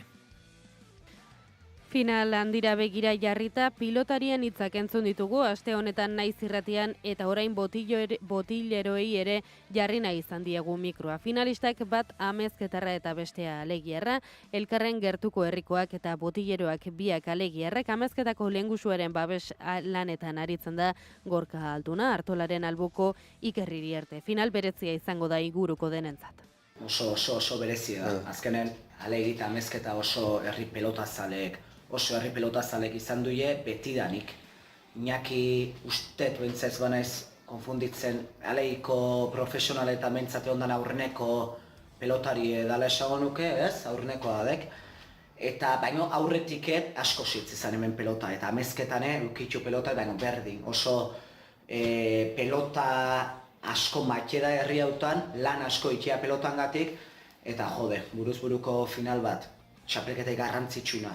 Bik finalea iatzea, lehen gainean jokatu behartzen aurretioken, baina Iñaki lesio horrek dagoen dioken berezigoa ikeue.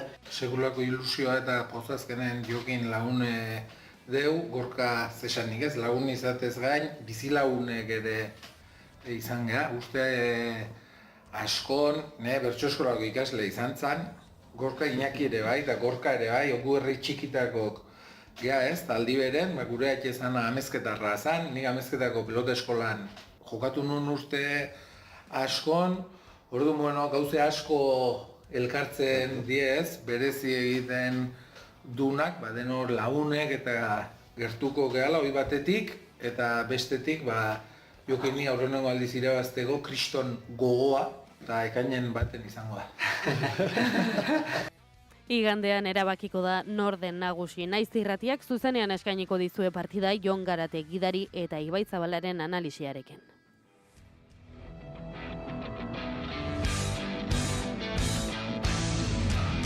Eta esango dugu ere, Atano 10. pilotaren izartegiko lehenbiziko izena ere bada. Urtero bezala final handiaren atarian buruz-burukoaren historian inoiz txapela jantzi duten pilotariak bildu ziren atzo sondikan, txapeldunen bazkarian aurten 13 izan dira. Denek utzi zuten iganderako pronostikoa Jokin Altuna ikusten dute favorito Iñaki Artolaren kaltetan. Alere atzoko hitzorduak batzuen berezitasun bat pilotarien izartegia inauguratzeko baliatu zuten Eskupilotako enpresen ligak. Luciano Juaristi Atano 10. estrainako urrezko intsignia jarrita.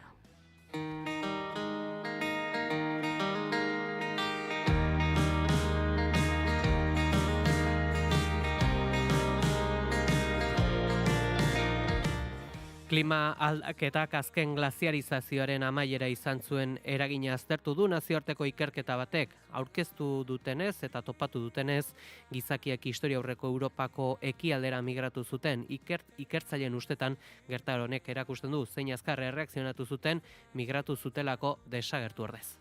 Izotzaroko klima aldaketak ekialderako migrazioa eragin zuen Europan hortaz. Ikerketak aldaketa adierazgarriak aurkitu ditu biztanleriaren tamainan eta dentsitatean azkeneko izotzaroaren amaierako denboraldi garrantzitsuetan zehazki goi paleolitoan duela 14.000 eta 11.600 urte bitartean. Iberiar penintsulako datuak Algarbeko Unibertsitateko, Portugalgo eta Euskal Herriko Unibertsitateko ikerlari banak laburtu dituzte. Euskal Herriko Unibertsitatearen kasuan Albaro Arrizabalaga historia aurreko ikerketa taldeko kidea da egileetako bat.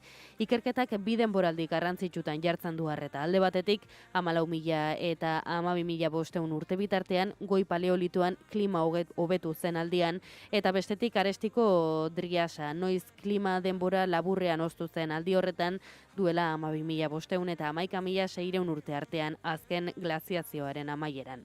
Emaitzak harrigarriak dira, ikertzaileek koloniaren protokoloa izeneko metodologia geoestadistiko berritzailea erabilita eta datu arkeologikoen oinarri zabal batekin biztanleriaren tamaina eta dentsitate aldaketak neurtu dituzte Europako hainbat herrialde eremutan duela 14.000 eta 11.600 urte artean. Klima hobetu zenean aztertu duten lehenengo aldian, gizakiek birpopulatu eta Europako erdialdeko iparraldera eta iparrekialdera edatu ziren. Bat-bateko ostearen ondorioz Arestiko Driasean datuek erakusten dute balitekeela biztanleria erdira murriztu izana, halere Europako erdialdeko eta ekialdeko eremu batzuetan esaterako Italiako iparraldean, Polonian eta Alemaniako iparrekialdean biztanleriaren dentsitatea handitu eta guzti egin zen.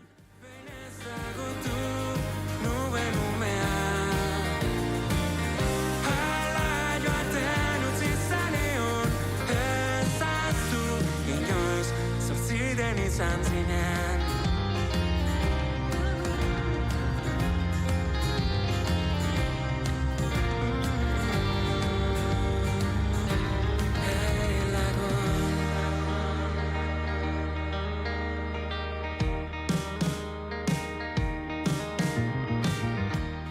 Eguraldia eta trafikoa naiz irratian. Goizeko 8:00 pasata errepidei begirada azkar bat ere eskaini beharra diagu. Salba, bada nabarmentzeko jazoerarik? Ohiko autopilaketak daude Bilbo, Barakaldo, Galdakao eta Leioa inguruan Pegi. Ederto, dibili bertatik igaro behar izan ez gero. Eguraldiari dagokenez esango dugu goizonetan temperatura askiberoak eta uzkagula eta hala jarraituko dugu ondoren gorduetan ere galerna heldu bitartean. Hiriburuetako temperaturei so eginez esango dugu une honetan Gasteizen 13 gradu dauzkagula, Iruñan 16 gradu, 18 gradu Baionan eta 19 gradu Donostia, Bilbo, Donibane, Garazi eta Maulen. Esango dugu, atzokoa eta gaurkoa, orain artean 2025 urtean izan ditugun egunetatik beroenak izango direla seguru aski. Baina ziurtasun gehiagorekin eguraldiaren berri izateko gurekin dugu ere, Iker Ibarruzea. Bero zakarra izango dugu izpide ostiral honetan, baina bero horren eraginez egunaren bigarren zatian ekaitzetara joko du eguraldiak. Goizean goiz bereziki zeruan urdina nagusituko bada ere, goizeko lehen ordutik aurrera edo besan da goiz erditik aurrera mendebaldetik barrena erdimailako hodei dezente sartuko da eta zerua zikinago agertuko da. Hala ere ez dute hodei hauek euririk utziko eta giro lasai izango da. Ondoren eguerdi aldera berriz ere ostarte zabalak nagusituko dira, baina arratsaldeko lehen orduan barnealdetik barrena bero hodeiak enkaratuko dira eta ekaitzetara joko du. Zaparradak hego mendebaldetik ipar ekialdera mugituko dira eta txoko batzuetan handi xamarrak izango dira kazkabarra botatzea baztertu gabe. Gau partean hori bai, eguraldia lasaitu egingo da. Haizeak goizean hego ekialdetik joko du, arratsaldeko lehen orduan ipar mendebaldera egingo du eta aldaketa unean kostaldean bolada zakarrak utziko ditu. Erne ekaitzguneetan bolada oso gogorrak eman bai daitezke. Temperatura minimoak eta maximoak gora egingo dute eta goizean goizetik jada bero egingo du, minimoak 16 eta 21 gradu bitartean errendituko dira, beraz oso balore altuak izango dira. Maximoak Kantabriar isurialdean 30 eta 36 gradu bitartean errendituko dira, eta hego isurialdean 31 eta 37 gradu bitartean, temperatura freskoenak kostaldean baina bereziki Bizkaian emango dira, eta altuenak aldiz Erriberan baina bereziki Nafarroa hego ekialdean.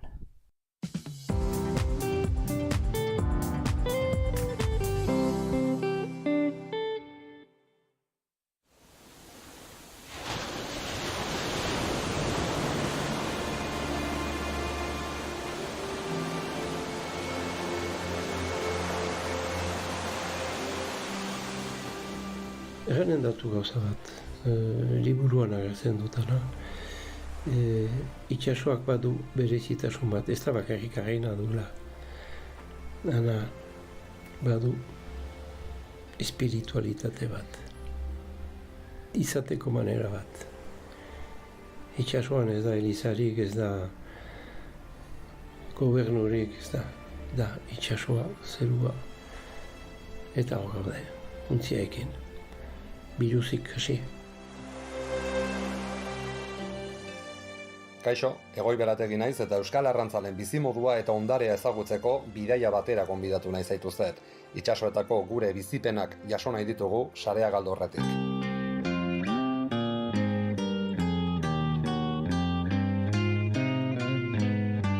Sarea galdu aurretik.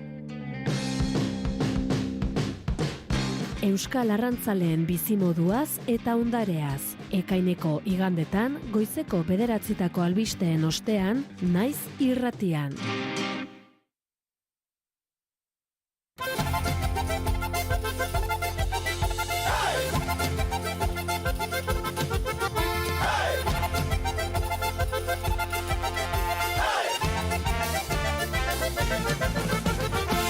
Imaginatu peña bat, Pirinio artean, Joaldunak herriz herri, Kantauriko partean, Marija y Almadian, Zeledon horipean, Imagina kuadrilla bat, herri libre batean.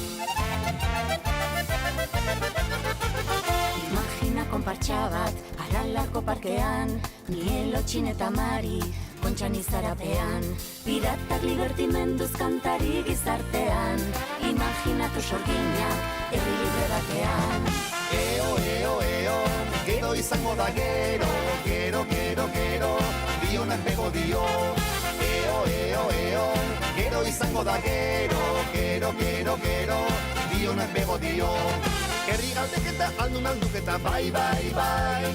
San Ferminekuna txupinaztu eguna, bai, bai, bai. Erabakilik egura hundik badaki, bai, bai, bai. Eskubidez bide atera bidera, bai, bai, bai. Herri galdeketa, aldun alduketa, bai, bai, bai. San Ferminekuna txupinaztu eguna, bai, bai, bai. Erabakilik egura hundik badaki, bai, bai, bai. Eskubidez bide atera bidera, bai, bai, bai.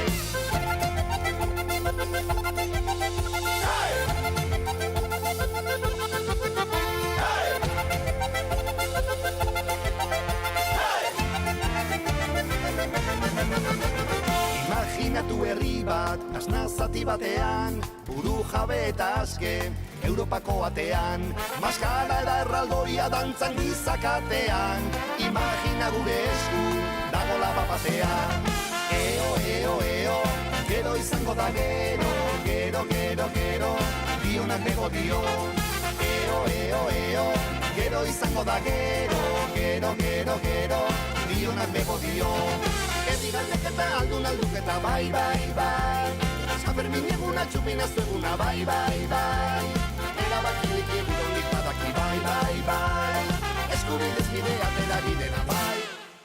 Bizi gaituen lurra eskualerria da, sortzen gaituen hitza mendetan eskuara, eskudenak bidean elkartzen bagara, libre ginenak berriz libre izango gara, eskudenak bidean elkartzen bagara, libre ginenak berriz libre izango gara.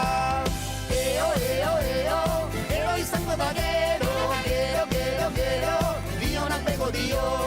Eo, eo, eo, gero izango da gero, gero, gero, gero, dionak bego dio. Eo, eo, eo, gero izango da gero, gero, gero, gero, dionak bego dio. Eo, eo, eo, gero izango da gero, gero, gero, gero.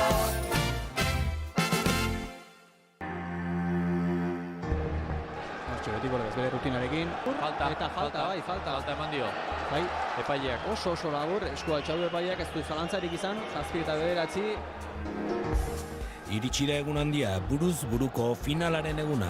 Partida osoan markagailuan nagusi, 2 tantoko aldea besterik ez hori bai. Jokin Altuna eta Iñaki Artola aurrez aurre esku pilotanen txapel nagusiaren bila. Igande honetan, 6-etatik aurrera, Jon Garatekidari eta Ibai Zabalaren analisiarekin. Buruz buruko finala, zuzenean, Naiz Irratian.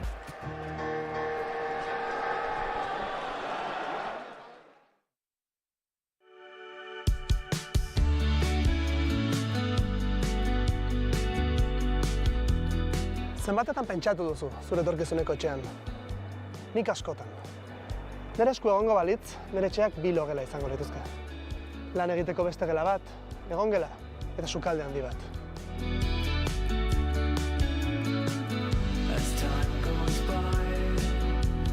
Baina egoera latza da, etxe bizitzari dagokionez. Edo hori diote. Egia esan, naiz gaian aditua.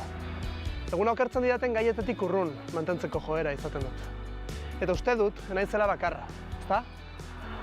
Baina ezin dugu horrela jarraitu. Eta horregatik erabaki dut odituen gana jotzea. Hausnarketarako tartea da hau. Pasa eta jarri eroso. Ongi etorri Lubakian podcastera.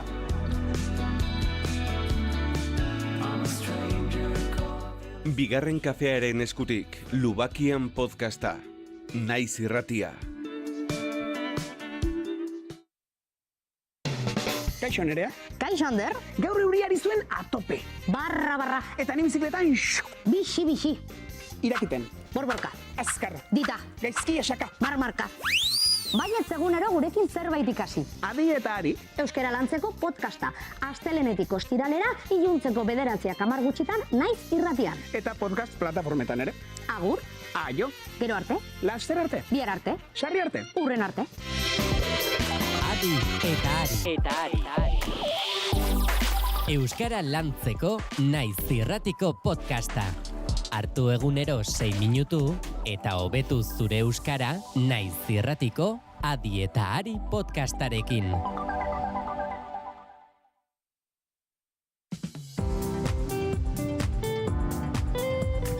Informazioaren aria.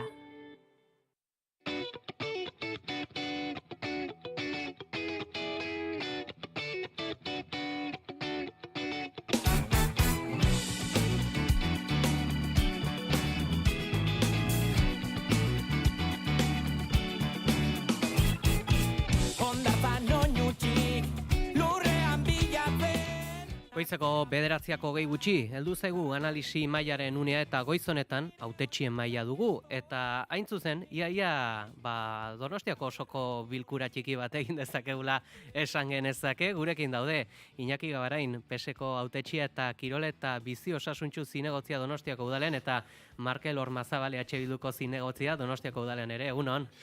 Egunon, bai. Kaixo, egunon. Zer modu zaudete? Ongi, bueno. Astea errematatzen, ez? Ni egia esan estrenoz gaur eta urduritasun puntxu batekin, eta egia esan zergaitik ez nekatuta ere bai, atzo egun intentsu auki genuen eta gauak ez diteman energiak edo indarrak berriztatzeko bezain beste, hasi. Jotaso ibili zinaten atzokoan, egia esan. Bai. bai, zea pleno, intensoa izan genuen. Tamalez, oso deserosoak diren egoeraren eredu bat izan genuen atzo, eta, nire esperientzia laburra kontutan hartuta, segurazki izan zen plenurikola, desatseginena, ez? Desatseginena, zalantzarik gabe, eta nik uste dute hemendik ere egin behar dugula, erreflexio bat, eta horrelako portaerak eta egoerak ezin ditugu onartu osoko bilkura batean, eta nik uste dut hau azpimarratu behar dugula, noski beti entzun behar da, horregatik dira ere osoko bilkurak irekiak, baino araudia jarraituz, prozedurak jarraituz, eta atzokoa hortik oso urrun izan zen, oso garratza izan zen, eta onartezina. Aipatu dugu justu albistegian, zehazki, guardetxea dela eta protesta egontzela, osoko bilkuran bertan, Aldezarreko Gazte Asanbladak, guardetxea okupatu zen maiatza hasieran, ekintza ezberdinak gauzatzeko espazio baten faltan, eta horren baitan protesta egon zen, tentsio uneak izan ziren, eta kaleratze bat ere bai, baina ez hori bakarrikan, baita ere beste protesta une bat izan zen, Manteoko bizilagunekin, hain justu, aste honetan zehar ere, ikusi dugu, bete-betean sartu direla ere, hor, Manteo kalean egiten ari diren lan horietan, bertako eskilara batzuk izan dira eztabaida iturri, eta honi buruz hitz egin nahi dugu. Bizilagunen artean kezka sortu da. Esaten zuten, eskilara kendu egingo zirela, eta egia esan, pazientziaren aldetikan, ez dabiltza oso alai, bertan egiten ari diren lanek, beraien bizitza nahiko txostopatu dutelako. Ez dakit, Iñaki, zer diozu zentzuretan? Hala da, atzu ikusi genuen ere, hiritarren aldetik, protesta bideratzeko une bat ere, plenuan. Ulergarria, zeren egia da, orain goeren inguruan ari diren lanak eta direla eta, noski afekzio nabarmenak dituztela, eta orduan ulertzekoa da haien haserrea, une deseroso bat ari dira bizitzen, eta hala azaldu zuten, ez? Dena den, udaletik, udal gobernutik, azpimarratu zen, Olatz Jartzak egin zuen,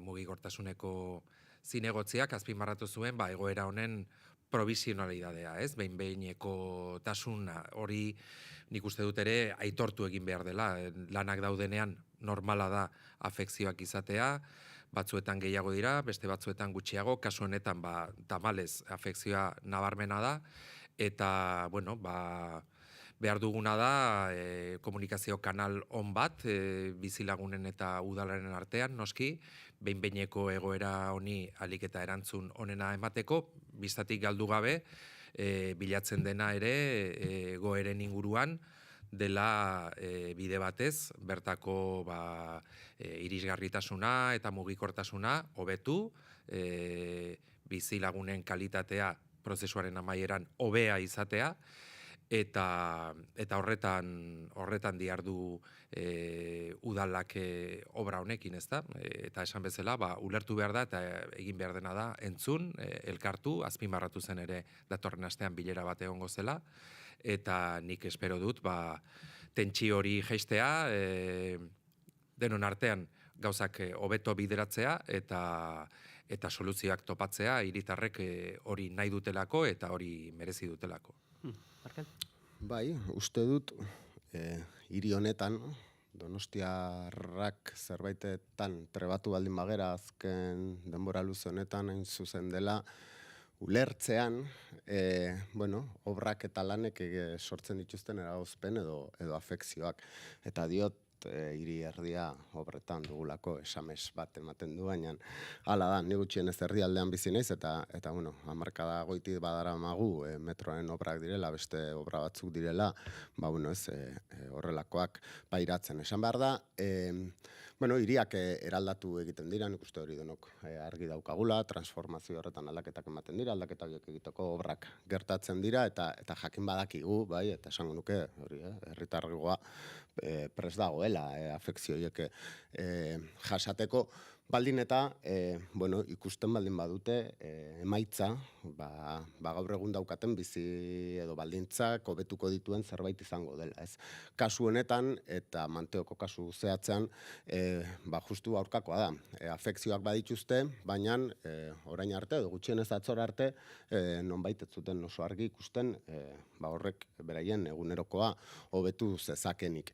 Fokoa jarri da batez ere eskaileretan, baina bueno, ez da eskailera, esango nuke badela, bueno, auzogunea beraren mugikortasun eta irisgarritasun guztia, ez?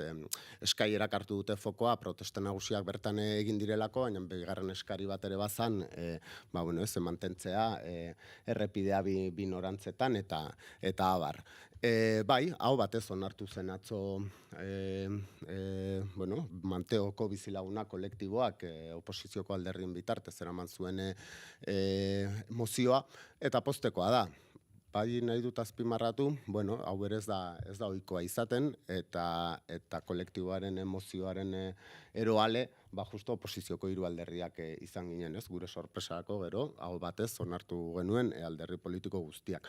Baina bai esan behar dut, badagoela sentsazio bat hirian, eta guk gutxienez horrela pertzibitzen dugu, eta da, Manteoko bizilagunek bezala, obra asko egiten ari direla, eta pertzepzioa da, obra horiek egiterakoan edo abiatzerakoan, askotan ez dela kontutan hartzen horrek eukiko dituen afekzioak inguruan bizi diren bizilagunen egunerokoan, ez? Eta horrek sortzen ditu, Manteokoa bezalako, ba bueno, xestrak edo kalapitak, eta espero duguna da, bueno, atzokoaren ondoren ere bai, aurrerantzean egin behar diren obra guzti horietan kontenplatzea, ba bueno, alik eta eragin gutxiena izan dezaten eguneroko horretan.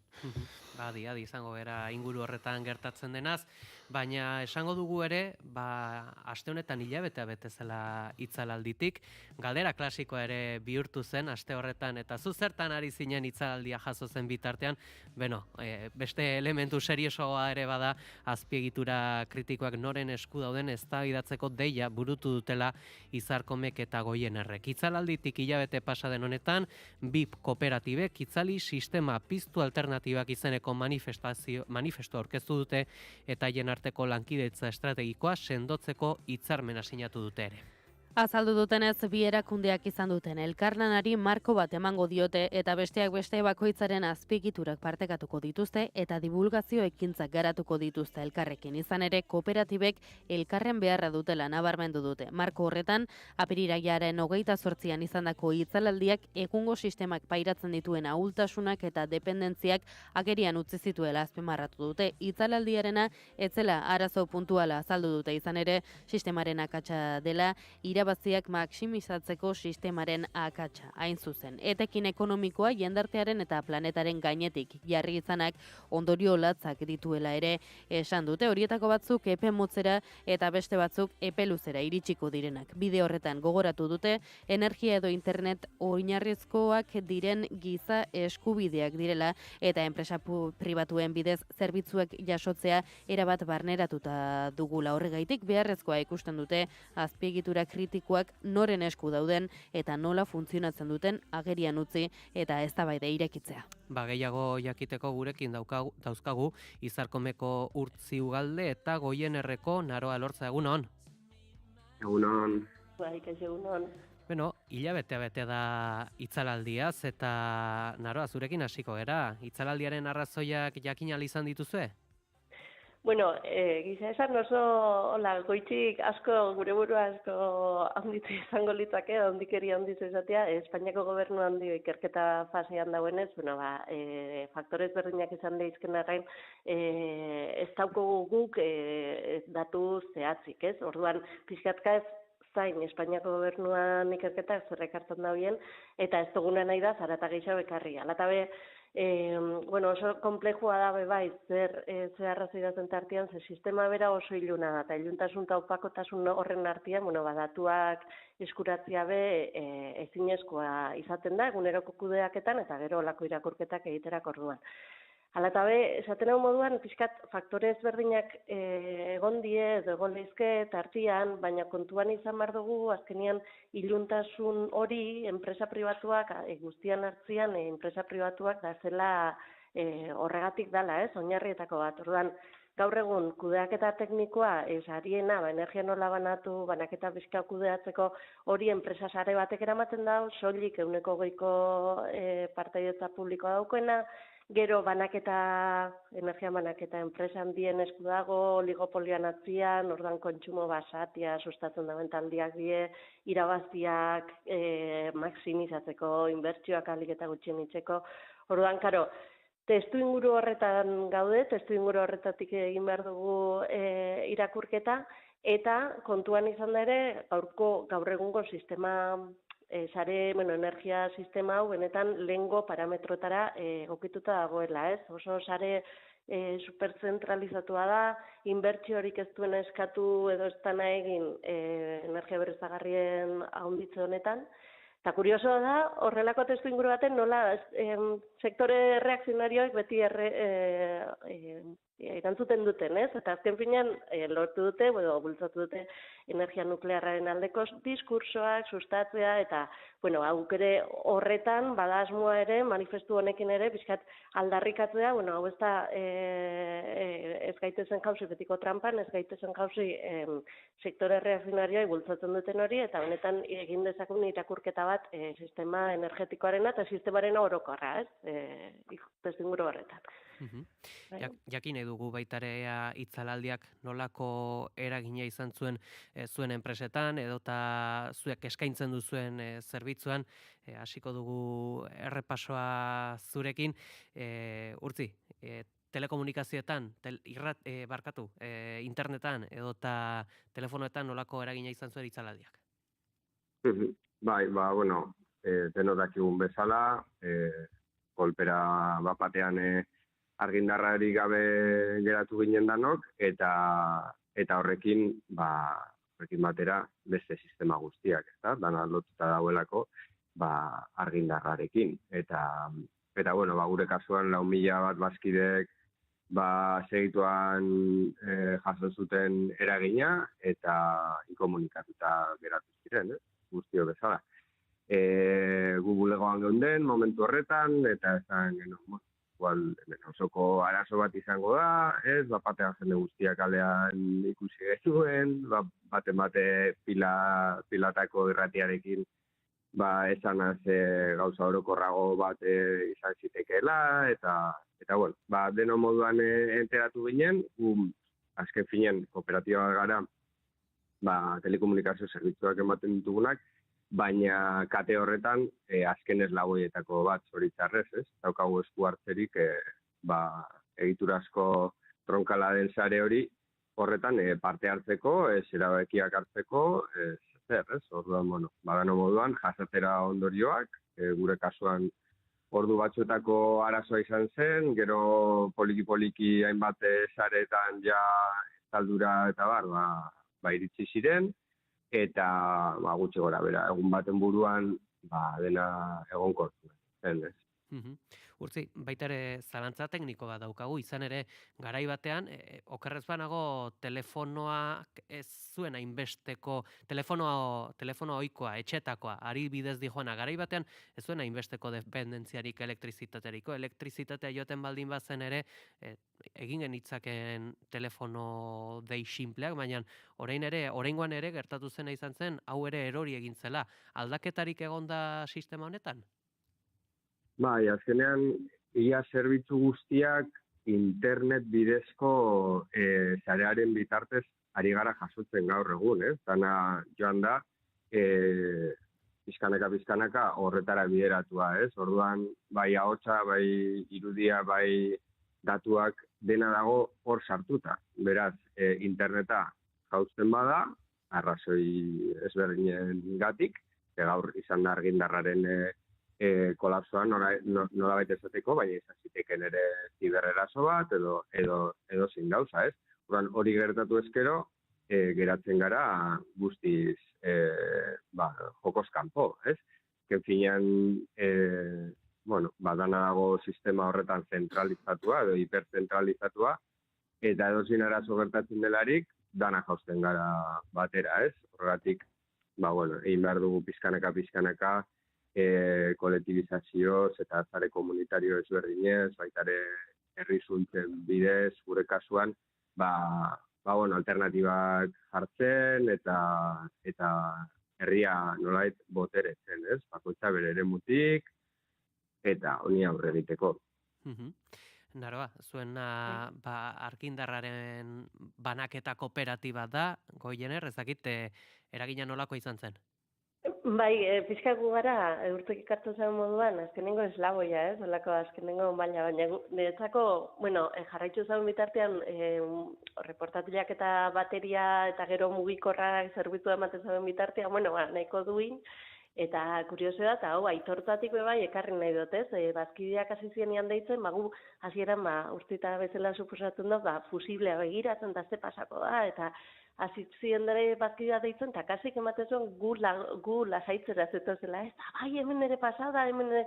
Eta orduan, konturatu zara, benetan bazkide eta, azkenean kooperatiba integral bat gara guztiok, eta nola konfiantzan oinarritutako harreman bat badagoela, ez? Olako momentuetan, eta esaten, guk konfiantzan dugun Goiernerrengan edo gure kooperatibarengan, eta orduan, hortik jokatzen dugu, ez? Imaginatzen dut, olako beste merkaturatzaile handietara joango bagina, ezkinatekela horrela joango, ez? Orduan, niretzako ere izan zen nolabaiteko lasaigarria, gure harretako lantaldea ere, gontzan eskermezo jasotzen gozada bat izan zen, eta gero, etxera joan ginen, egia esan. Olako momentutan ere iruditzen zaigu zaintza erdigunean jarri behar dela bai kolektiboana eta bai gurena, orduan, pixkat, hurbildu ginen, familia, zer moduz, gizu olako egoeretan, oinarrizkoa bermatzera eta jarraitu genuen, altzen einean lanean, baina, aguantatu zurten arte, gure iztarkomeko lineak eta barrez. Bai. Gainera, gogoratu behar dugu,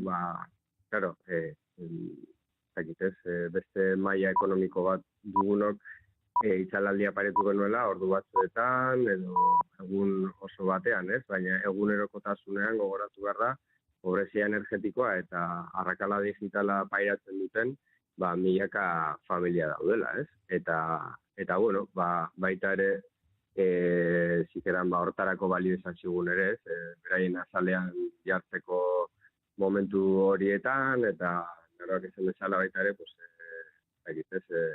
elkarlan edo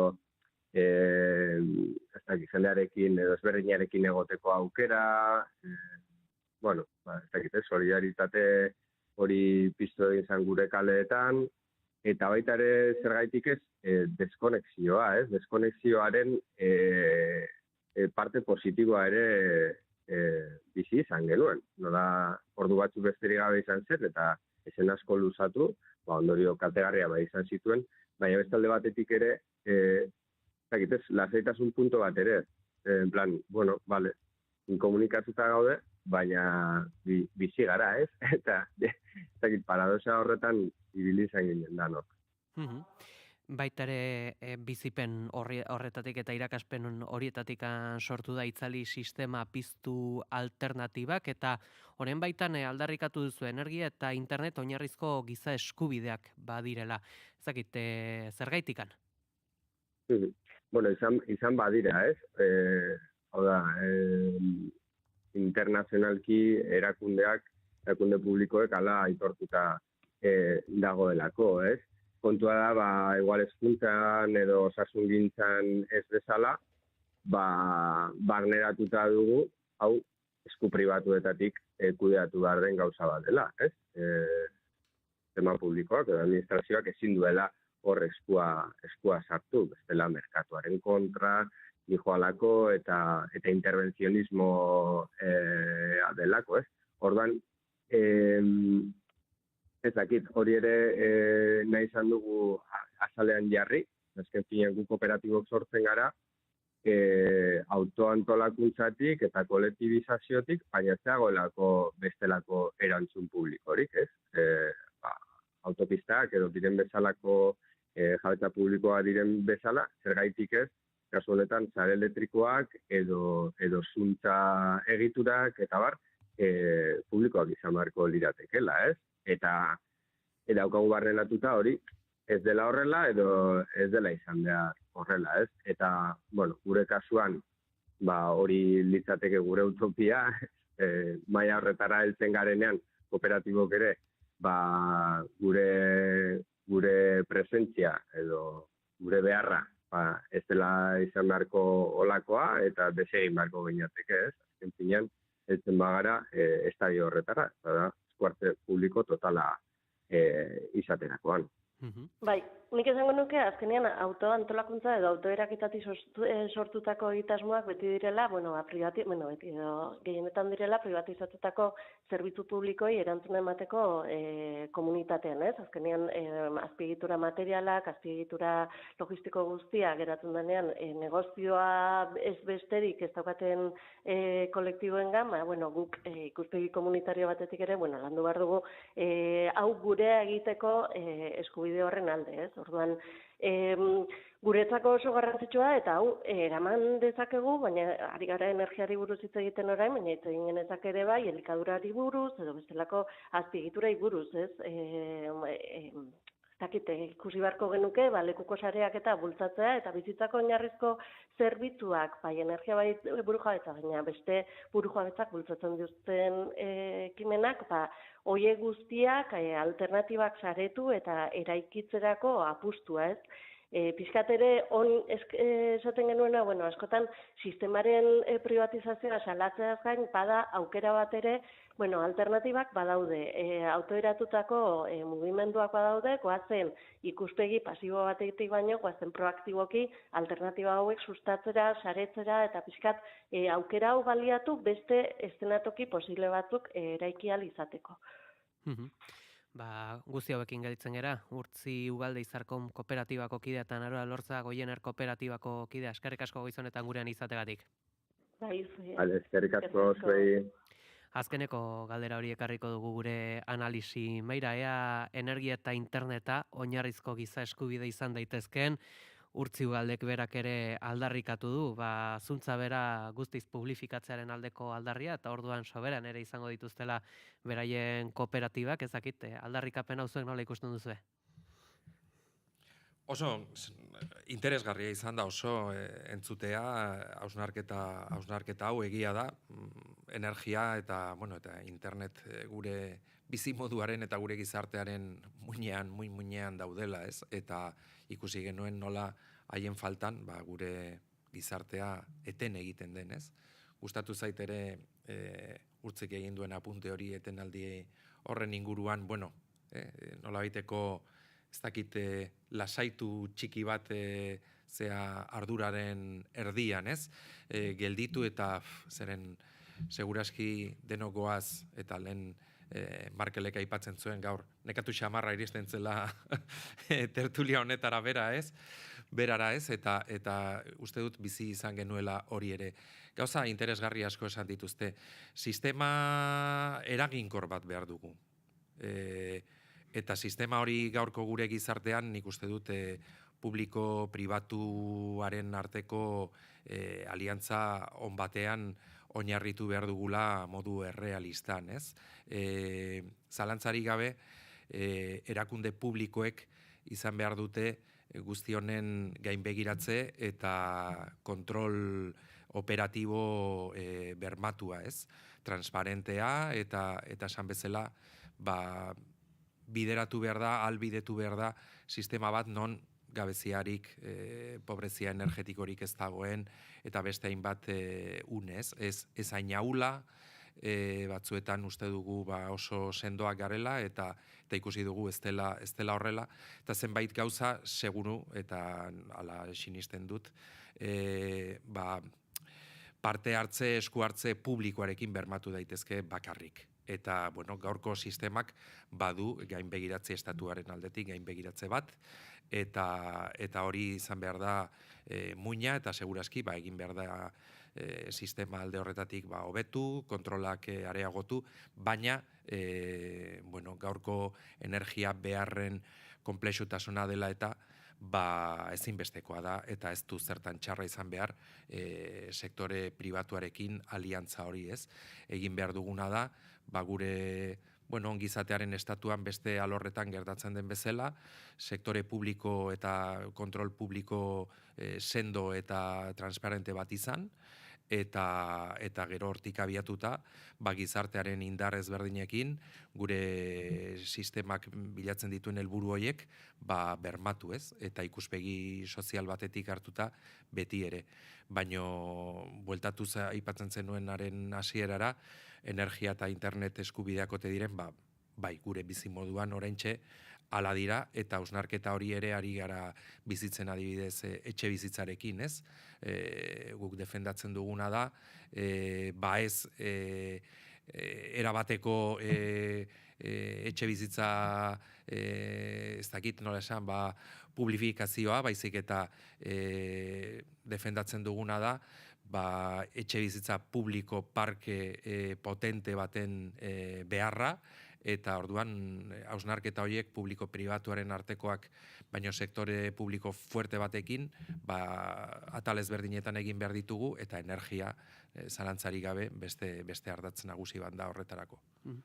Bai, begira, nik esango izut, nun harrapatu ninduen hitzalaldiak. Batez ere aukera ematen dialako ondorengo beste gai batekin lotzeko. Hain zuzen, den Donostiako udaletxeko prentxaretoan, ekologistak martxan, talde ekologistarekin batera, hiriko aire kalitateari buruzko azterlan baten emaitzak aurkezten. Eta hortxe joan zen,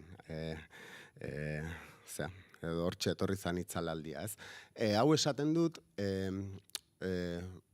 uste dudalako, testu inguru orokorrago batean kokatu behar dugula itzalaldia, gainditzen duena inkluso energia krisia bera, ez? Ez energia krisia ere, krisi ekologikoari oso lotuta dago, hitz egiten ari da, edo aipatu da Iñaki momentu batean, ere bai, ez? Energia beharrei erantzungo dien, uste dut energia beharroiek ere auzitan, edo ez baian jartzeko testu inguru batean gaudela, erantzun barriegu, baina batez ere nola erantzun, ez? Eta hor sartzen da, adibidez, energia berriztagarrien eztabaida guzti hau.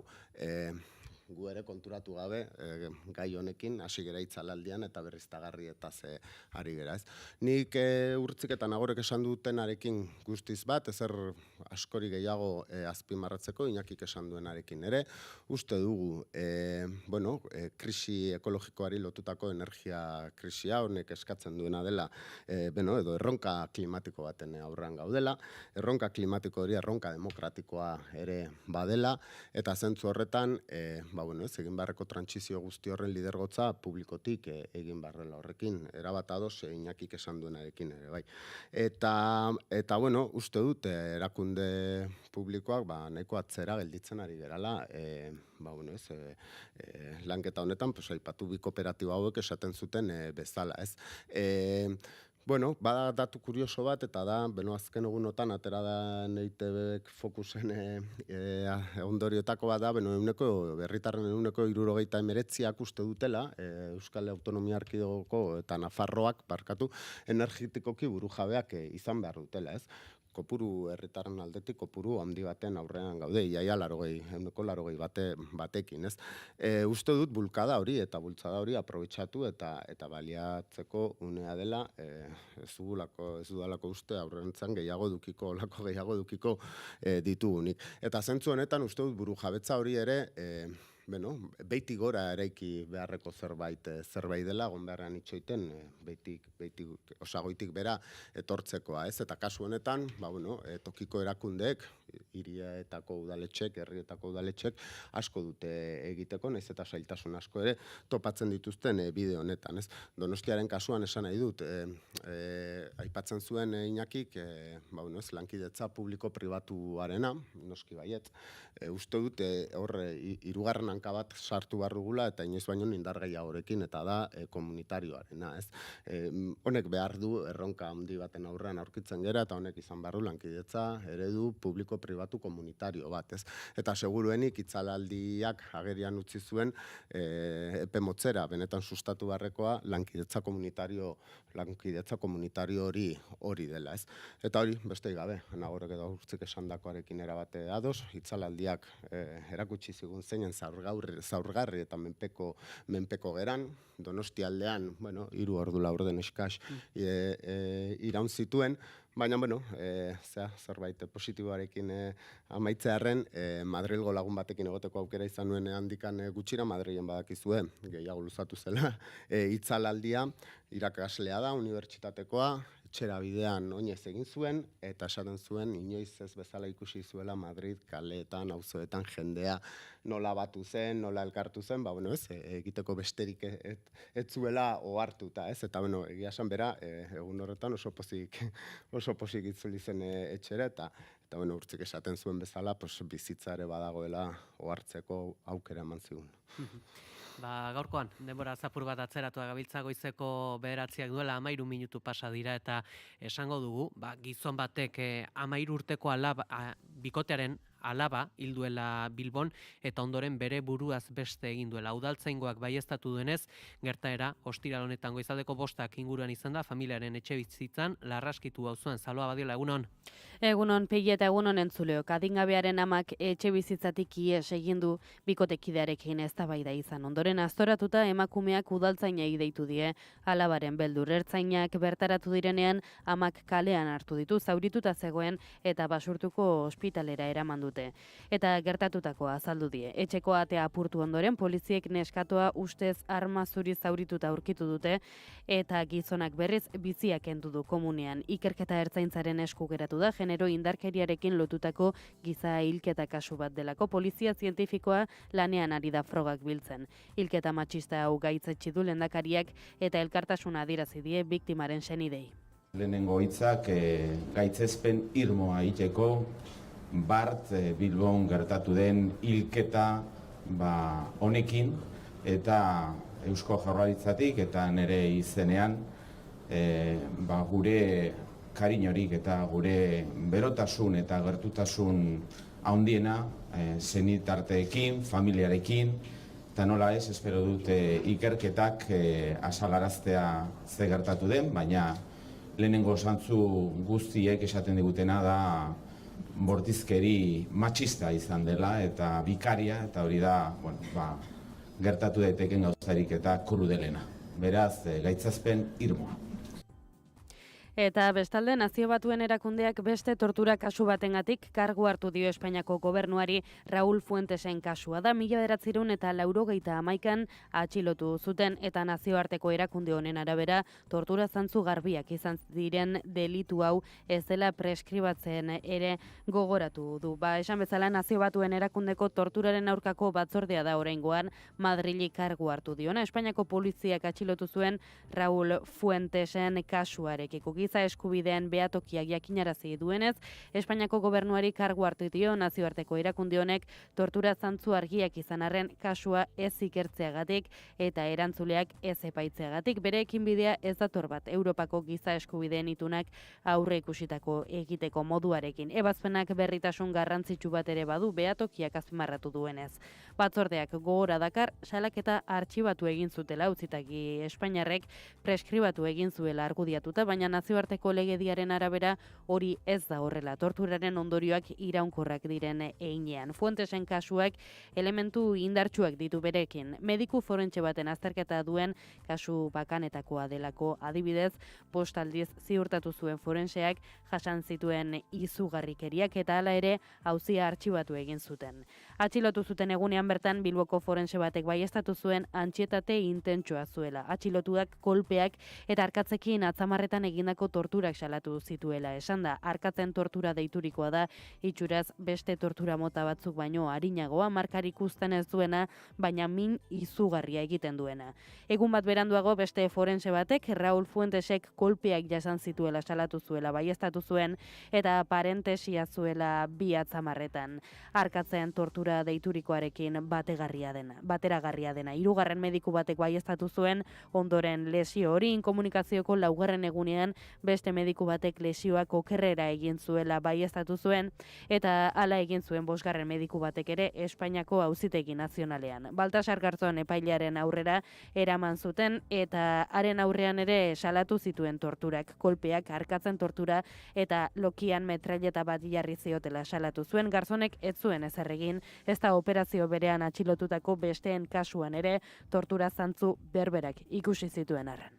Hoiesek, une honetan nabarmendu beharrekoak eta egunaren nondik norakoak ere aipatu beharra ditugu izan ere, gaurko honetan aldarrikapen klasiko bati bide emango diote. Gaur bertan egin du lehenbiziko bidaia goizeko 8 janko, Altsasu, Gasteiz eta Miranda elkartuko dituen aldirietako trenak, horren baitan, gaurkoan ere, Gasteizko hiriburuan, Arabako hiriburuan izan dira Imanol Pradales edota Susana García Txueka garraio sailburua Renfeko ordezkari ezberdinekin. Arlo politikotik ere, esango dugu, Yolanda Díazek Euskal Herrian jarraitzen duela, eta honen baitan, nazioarteko ekonomia sozialaren aset foroan parte hartuko du. Goiz honetan, baitare, honen ostean, hain zuzen, Palestina, Kenia, Brasil, Senegal, edota Frantziako ekonomia sozial edota enplegu arloko ministroak izango dira gurean ere, ekonomia soziala izpide izango dutelarik.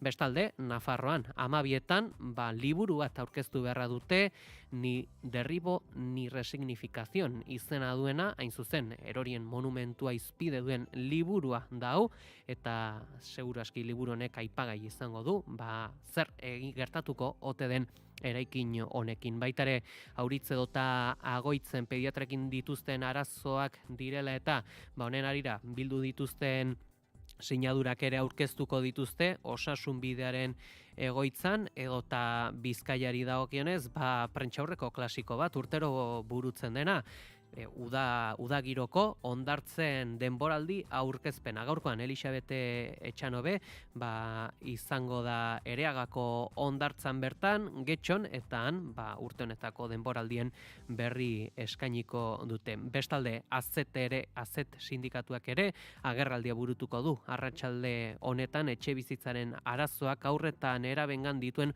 ondorioak salatzeko, eta baitare esango dugu gaurko honetan Iberdrolak bere akziodunen bilkura badaukala, eta honen baitan enpresako atarian Bizkaia dorrearen parean langilek protesta burutuko dute. Kirol kontuei dagokienez, esango dugu gaurkoan Giroaren 19. etapa badaukagula, edota kultur kontuetan esango dugu baita ere, Chantal Ackerman irudiari aurre egitea eta Josu Bilbao erakusketen aurkezpena izango dugula Artiumen bertan. Goizeko 9:20 direla ere, eguraldiaren nondik norakoak ere jaso beharra ditugu eta errepidetako begiradare eskaini beharra dugu. Zaloa, badugu errepidetan nabarmentzeko jazorarik? Ohiko autopilaketak daude Bilbo, Barakaldo, Leioa eta Galdakao inguruan, Pegi, bestela lasai ditugu errepideak. Eguraldiaren nondik norako guztiak, Iker Ibarluzeak. Bero zakarra izango dugu izpide ostiral honetan, baina bero horren eraginez egunaren bigarren zatian ekaitzetara joko du eguraldiak. Goizean goiz bereziki zeruan urdina nagusituko bada ere, goizeko lehen ordutik aurrera edo besan da goiz erditik aurrera mendebaldetik barrena erdimailako hodei dezente sartuko da eta zerua zikinago agertuko da. Hala ere ez dute hodei hauek euririk utziko eta giro lasai izango da. Ondoren eguerdi aldera berriz ere ostarte zabalak nagusituko dira, baina arratsaldeko lehen orduan barnealdetik barrena bero hodeiak enkaratuko dira eta ekaitzetara joko du. Zaparradak hego mendebaldetik ipar-ekialdera mugituko dira eta txoko batzuetan handixamarrak izango dira, kazkabarra botatzea baztertu gabe. Gau partean hori bai, eguraldia lasaitu egingo da. Haizeak goizean hego-ekialdetik joko du, arratsaldeko lehen orduan ipar-mendebaldera egingo du eta aldaketa unean kostaldean bolada zakarrak utziko ditu.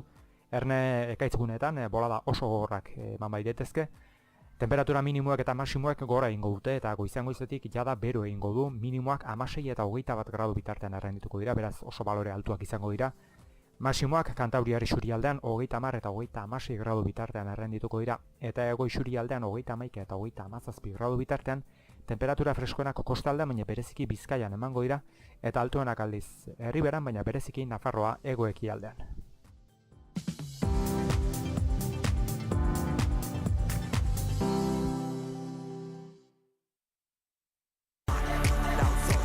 Hogeita 6 urte, 30 edizio eta agur bat. Elkartasun uholde bat izango da azken Atortxu Rock. Uztailaren 24tik 27 zatoz lakuntzara. Ator, neskamutil, etxera. Euskotrenek jakinarazten du. Asteburu honetan planik baduzu, Euskotren duzu. Gaueko zerbitzu bereziak larun batetan, kezkarik gabe gozatzeko. Informa zaitez ordutegiei buruz Euskotrenen webgunean edo gure aplikazioan. Egin bat mugikortasun jasangarriarekin. Euskotren, Eusko Jaurlaritza. Udaz gozatu nahi duzu aldi berean ezagutzak eguneratuz? Hurbil zaitez Uikara. Euskal Herriko Unibertsitatearen uda ikastaroetara. Uika, jakintza partekatua, informazio objektiboa eta ikuspegi kritikoa bilatzen duen ororentzako gune irekia da. Sartu uika.eus atarian. Egungo erronkei begirada ireki eta anitzetik erantzuten dien prestakuntza eskaintza topatuko duzu. Zatoz uda ikastaroetara, jar zaitez ezagutzaren alde.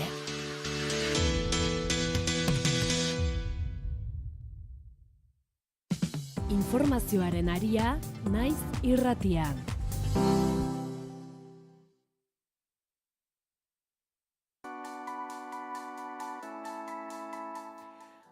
Goizeko 9 eta 23, 10 urte dira Nafarroa eraldatu zenetik. 2015 urtean bat egin zuten, geroa bai EH Bildu, Podemos zein Izquierda Ezkerrak eta baita ere PSNren abstentziorekin Uxue Barkosek beharrezkoa zuen gehiengoa eskuratu zuen Nafarroako lehendakaria bihurtzeko. Egun, Gero Apaiko presidenta eta senataria da. Gurekin dugu gaurko honetan 10 urte hauek oroitarazteko Uxue Barkos Nafarroako lehendakari izandako egunon.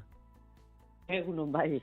Izan duzu, oroitzapenik egun hauetan 2015 urteko hauteskundez eta une hauetako eraldaketez? Bai, nola ez. Oso momentu garrantzitsua izan zen Nafarroan. Esango nuke baita ere momentu hartan gertatutakoa, azkenean hauteskunde haietan Nafarroko jendeak erabakitakoaren ondorioz, baina esan bezala urte haietan gertatutakoan ikuste hildo desente nabarmena utzi duela Nafarroko gizartean eta oso garrantzitsua da. Lehen apunte bat egin duzu, esanez Alderdi Sozialistaren abstentzioarekin etzen beharrezkoa izan. Agian sozialisten laguntza izan beharko bagenu momentu hartan, Laurok ongi apuntatu duzu, geroa bai Euskal Herria Bildu, Podemos eta Izquierda Ezker Batuak gure botoak ziren aski aldaketa hori aurrera eramateko instituzionalki eta hor hasi zen bidea. Egia da. Gero, Alderdi Sozialistak 2019an indar berria berreskuratu zuenean, nolabait aldaketa haren ildotik jarraitu zuen. Horre izan ere, aldaketa heldu bitartean ere, UPN izan Nafarroan jaun eta jabe, baina hankakoa izan zen ere, akaso hauteskundetan 4 eserleku galdu zituela, hain justu babesa ere handitu zuten, geroa bai, EH Bilduk, edota Podemosek ere horre sarrera indartsua izan zuen Nafarroko parlamentuan. Ez dakit, garai horretan 2015 urtean, Nafar gizarteak zer nolako nahiak zituen politikoki alako eraldaketa goteko ordezkaritza mailan? Agian osongi azpimarratu duzu, hamarkadaz izan zen UPN nolabait jaun eta jabe batzutan Alderdi Sozialistaren laguntzari esker, beste batzutan, gehiengo lasaiak zituelako, baina egia da 2013, 2014 urte haietan ez egonkortasun politikoa, ekonomikoa ere, baino politikoa gehien bat nabaria zela Nafarroako gizartean, Nafarroan instituzionalki, baino baita gizartearen barruan, eta aldaketaren susmoa nabaritzen zen. Egia zen, baldintzak izan behar zirela oso bereziak, ez? Eta gertatu ziren, entzun, jendearen, gizartearen, borondate politikoaren indarrez, ez? Eta gertatu ondoren nik uste gauzatu genuela, ez? Hor, zailena etzen, esan bezala, gizarte hartan oso esan dut, egonkortasun instituzionala politikoa, bino baita ere gizartearen azarre zutsua, ez? UPN-eren dieten kasuak, nola kudeatzen zen momentu hartan gauza publikoa, ez? Goratu nahi dut, garai hartan oso sakon bizi izan zuen Nafarroko gizarteak adibidez, ospital publikoen osasun bidearen sukaldeetako privatizazioa. Horrek, esan bezala, generatu zuen oso giro berezia. Eta berriro diot, maiatzaren 2015ko maiatzartan, gauzak politikoki gauzatu ziren, baina hortik aurrera, 4 urte ziren, 4 urte oso luzeak, eta ez dakit gizartean konfidantza handia zegoen gai giren ala ez ginen aldaketa aurrera eramateko, instituzionalki aurrera eramateko, lasai, sendo eta oso tinko, ez? Eta nik uste lauron artean azkenian gauzatu genuela. Egia da, gero bai, protagonismo eta erantzunkizun berezia izan zuela momentu hartan, baina lauron artean eman genuen aurrera, eta nik uste oraindik, nolabait boto soziologiko arek jarraitzen du, nolabait aldaketa mantentzen Nafarroan. Ez geroa bain nahi izango geluke hain sakona, baina aurrera jarraitzen du. Horre, zehazki, aipatu dituzun balio horiek bideratzeko ere esanguratsua izan zen, nola osatu zen gobernua, perfil teknikoa zuten 9 lagun lehen etxi ziren. Ez da horrela, ez, hor literatura asko sartu da, ez.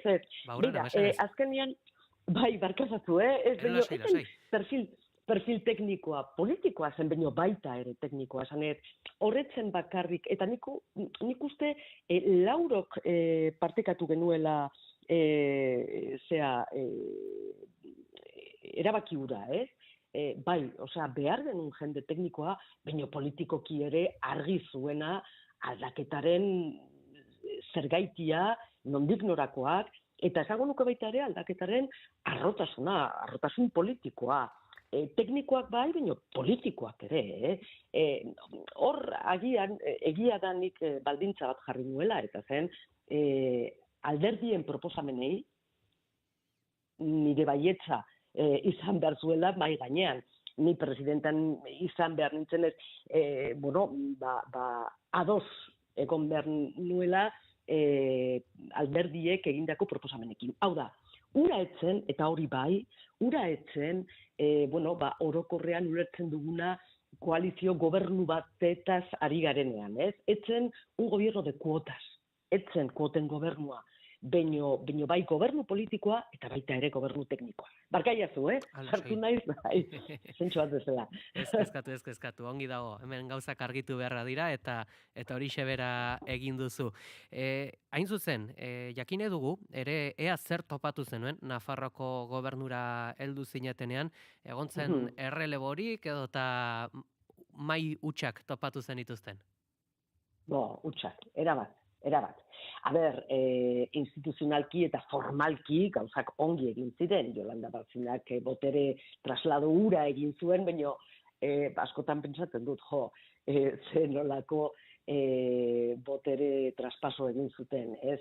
Eta gero, departamentu kontseilariekin itzein nuenean, ia gauza bera. Formalki gauzak egin ziren, baino mamia alde batera utzi zen, eta etzen informazio leiala izan momentu hartan. Etzen informazio leiala eman gobernu batetik bestera. Zergaitik, benetazko arazoetaz jakin gendun, lanean hasi ginenean. Eta informazio edo benetazko arazoak zer ziren, ekonomikoki Nafarroako ogasun ogasuna, bat zegoela, erabatutza, dirurik ez zegoela, baino benetazko arazoak izatekotan, eta beste, hainbeste arazoak gainontzeko instituzioekin eta bar. Ez, hortaz, ez genuen traspaso benetan leial bat izan, ez da pentsatu ez. Hor, legegintzaldia bideratu alizateko ere, berriki, elkarrizketa batean nabarmendu duzu, bazela akordioan atal bat desadostasunetarako. Zer dau?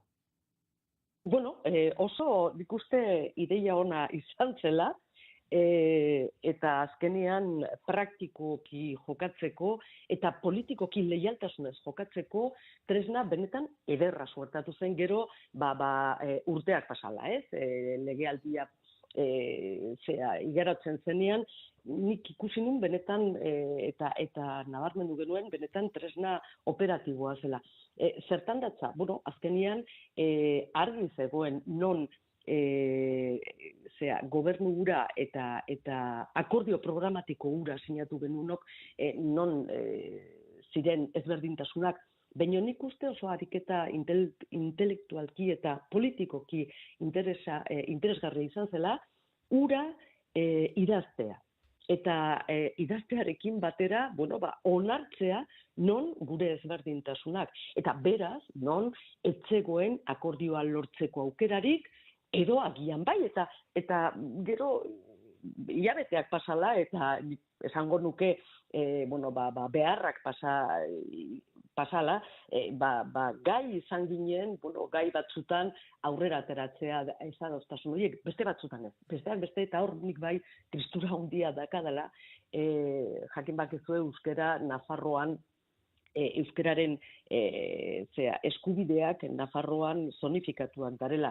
Lehenengo momentutik, Izquierda Unida Ezker Batuak ezezkoa eman zuen parlamentuan ura aldatzeko, eta horrela jarraitzen dugu 40 urte geroago, hor aldaketa etzen iritsi. Baino egia da, zailtasun hori alde batera utzita, euskerak aurrera egin duela nabarmenki gainera Nafarroan, naiz eta bidea oraindik luzea izan, baino aurrera egin du instituzionalki oso nabarmen. Segitu nahi patuko dugu euskera, baina jakineko nuke apur bat gehiago desadostasunen elementu eta hau zertzen, akordatuak zeudela aurretiaz zertan egongo zen desadostasuna eta beto punto bat izango zela edo protokolo bat zegoela elementu hauek lantzeko? Nola funtzionatzen zen? Bai, ez protokola zegoen, zen esadostasunak ere oso ezberdinak ziren, naiz orain sartuko, baino batzuk ziren erabatekoak, beste batzuk, non ura azaltzerakoan argi geratzen zen posible zela, nolabait aurrera joateko, baino beste kasu batzutan, eta horrek baita ere, lasaitasuna ematen zuen, jakin ezkero, urte haietan, obezela parlamentura beto esaten duzu, edo jakitea non zegoen aurrera, gauzak parlamentuan aurrera ateratzeko aukera, eta non ez. Beraz, beste bide batzuk bilatu behar genituela, arazoak gainditzeko. Baino, esan bezala, non gobernuaren lana etzeukan lauron adostasuna.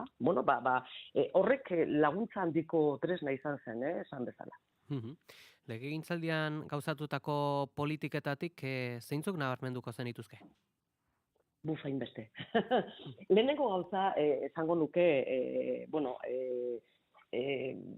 teoria politiko, lehenengo erabaki bat, teoria politikoari helduta lehenengo erabaki bat, eta zen lehenengo bi lehendakari ordeek bata garapen ekonomikoaren lehendakari ordea, Manuel Aierdi, eta bestea eskubide sozialen lehendakari ordea Miguel Laparra. Horrek ematen zuen, gauzak aurrera eramateko momentuetan ardatz bi nagusik, hau da, garapen ekonomikoa bai, baina helburu argi batekin. Eta esan bezala, Jolanda Bartzinaren gobernutik gento zen, baino ez bakarrik hori oso momentu latzen ostean eta gehien bat eskubide sozialen, eskubide sozialak alde batera utzi zituen gobernu baten eskutik ez, hildotik edo geroa, horren ostean gento zen, ez? Zan bezala hor, filosofia politiko bat irudikatu nahi genuen gobernuaren konposaketan, eta ez bakarrik hori, baizik eta esan bezala, gobernuaren nortasun berezi hura azpimarratu nahi genuen. Eta hortik aurrera gure lana. Nik uste, hor gure borondatea ikusi zela, eta ez bakarrik hori baizik eta gobernuaren aldaketarako asmoa eta arrotasuna erakutsi genuela. Presidenta abertzale gisa definitu zinen, nola ikusten duzu gaur egun Nafarroa, Euskal Autonomia Erkidegora batzeko Espainiako Konstituzioko 4. xedapen iragankorra?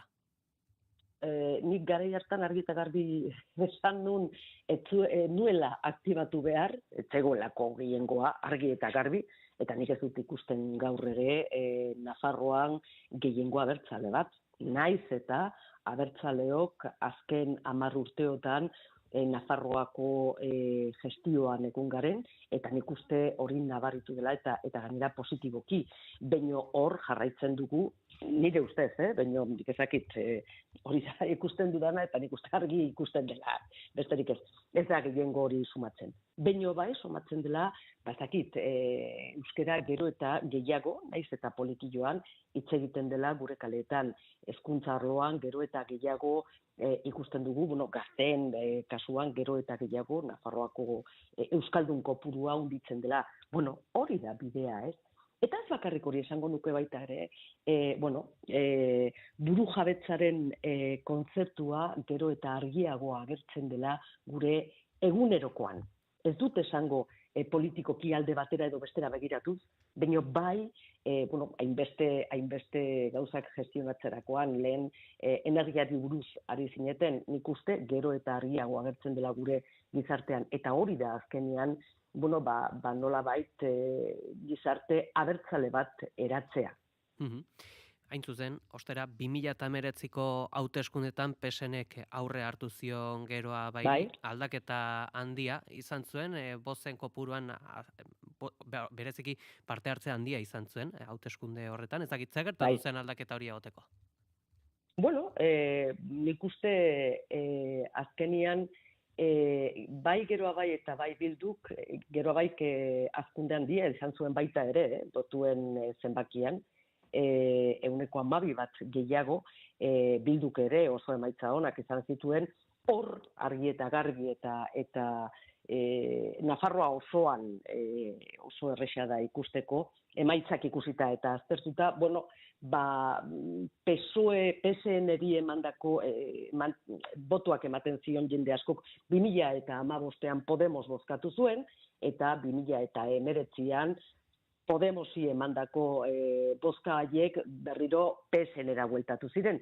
Eta hor argi eta garbi alderdi sozialistari eman zioten erantzunkizun politikoa gobernu berri bat eratzeko, eta horrela egin gentur eta horrela gertatu zen, besterik ez. Baino gainera demokratikoki gauzak argi eta garbi azaldu behar dira.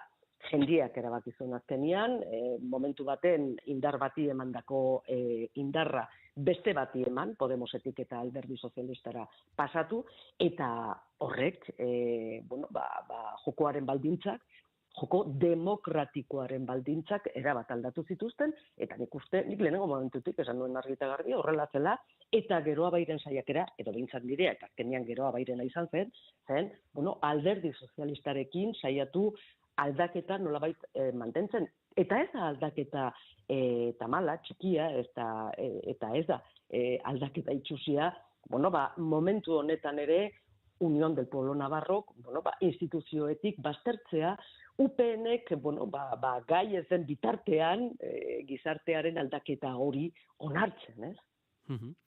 2027an etorriko dira Nafarroako hauteskunde berriak.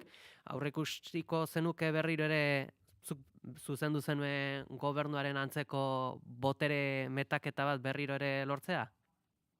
Bueno, hori da geroa bairen asmoa eta helburua 2015an eratutako gobernu baten antzekoa eratzea zergaitik. Bueno, gure ustez beharrezkoa delako sakonago lan egiten jarraituz aldaketa hori, azkenian finkatzeko, gure gizartean finkatzeko oso aldaketa sistemikoak eta positiboak ekarri du gure gizartera, ez bakarrik osasungintzan, ez bakarrik hezkuntzan saiatu beharko genuke,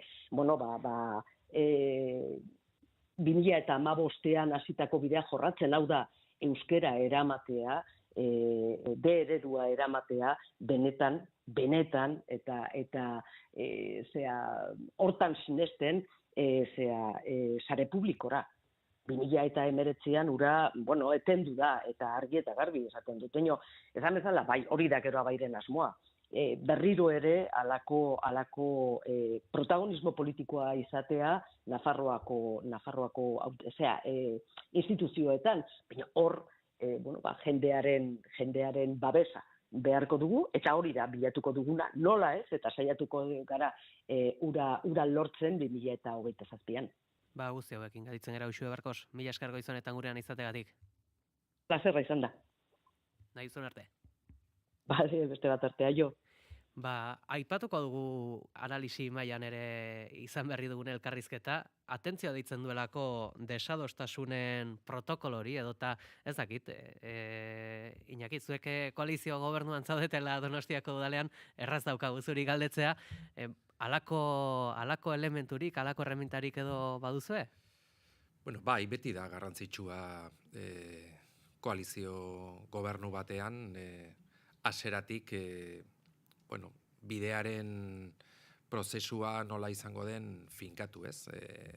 Elkar konfiantza batetik abiatzen da eta adostutako programa batetik, baino gero egia da egunerokoan oso importantea dela finkatuta izatea nola eta zein bidetik bideratzen diren talkak edo adostasunak batzuetan, edo suertatzen diren egunerokoan, suertatzen diren gaiak, ez? Oseak, niri zaite harrigarria egin horrelako prozedura bat, eta, gobernu hark gainea lau hanka zituen, are gehiago, ez? Behar bat, modu formal eta eraginkor batean elkarrekin lan egiteko, zen ez da erresa, beti daude berezitasunak, guk udal gobernu honetan, bakoitzak bere profila du, eta gauza batzuetan ados gaude, eta beste batzuetan ezain beste,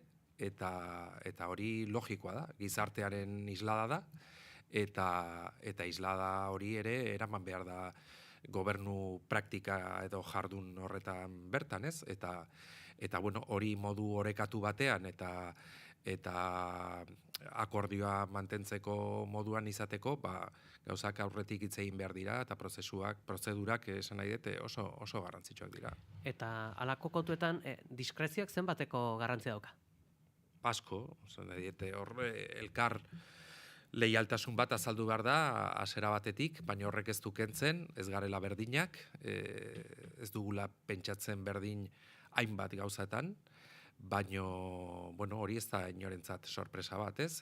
Nik uste dut komunikazioa argia izan behar dela, diskretoa ere izan behar danean, logikoa denez, zeren etxe barruan hitz egin beharrekoak etxe barruan hitz egiten dira, baina ez dago ere, ez du zertan izan behar honek arrazoi bat, gero ere, espazio publikoan bakoitzak bere profila azaltzeko, badira gaiak, eta badira erronkak, eta badira arazoak, zeinen aurrean, ezberdin pentsatzen dugun, ez? Eta hori da nik uste dut ere gizartearen aniztasunak eskatzen diguna, ez?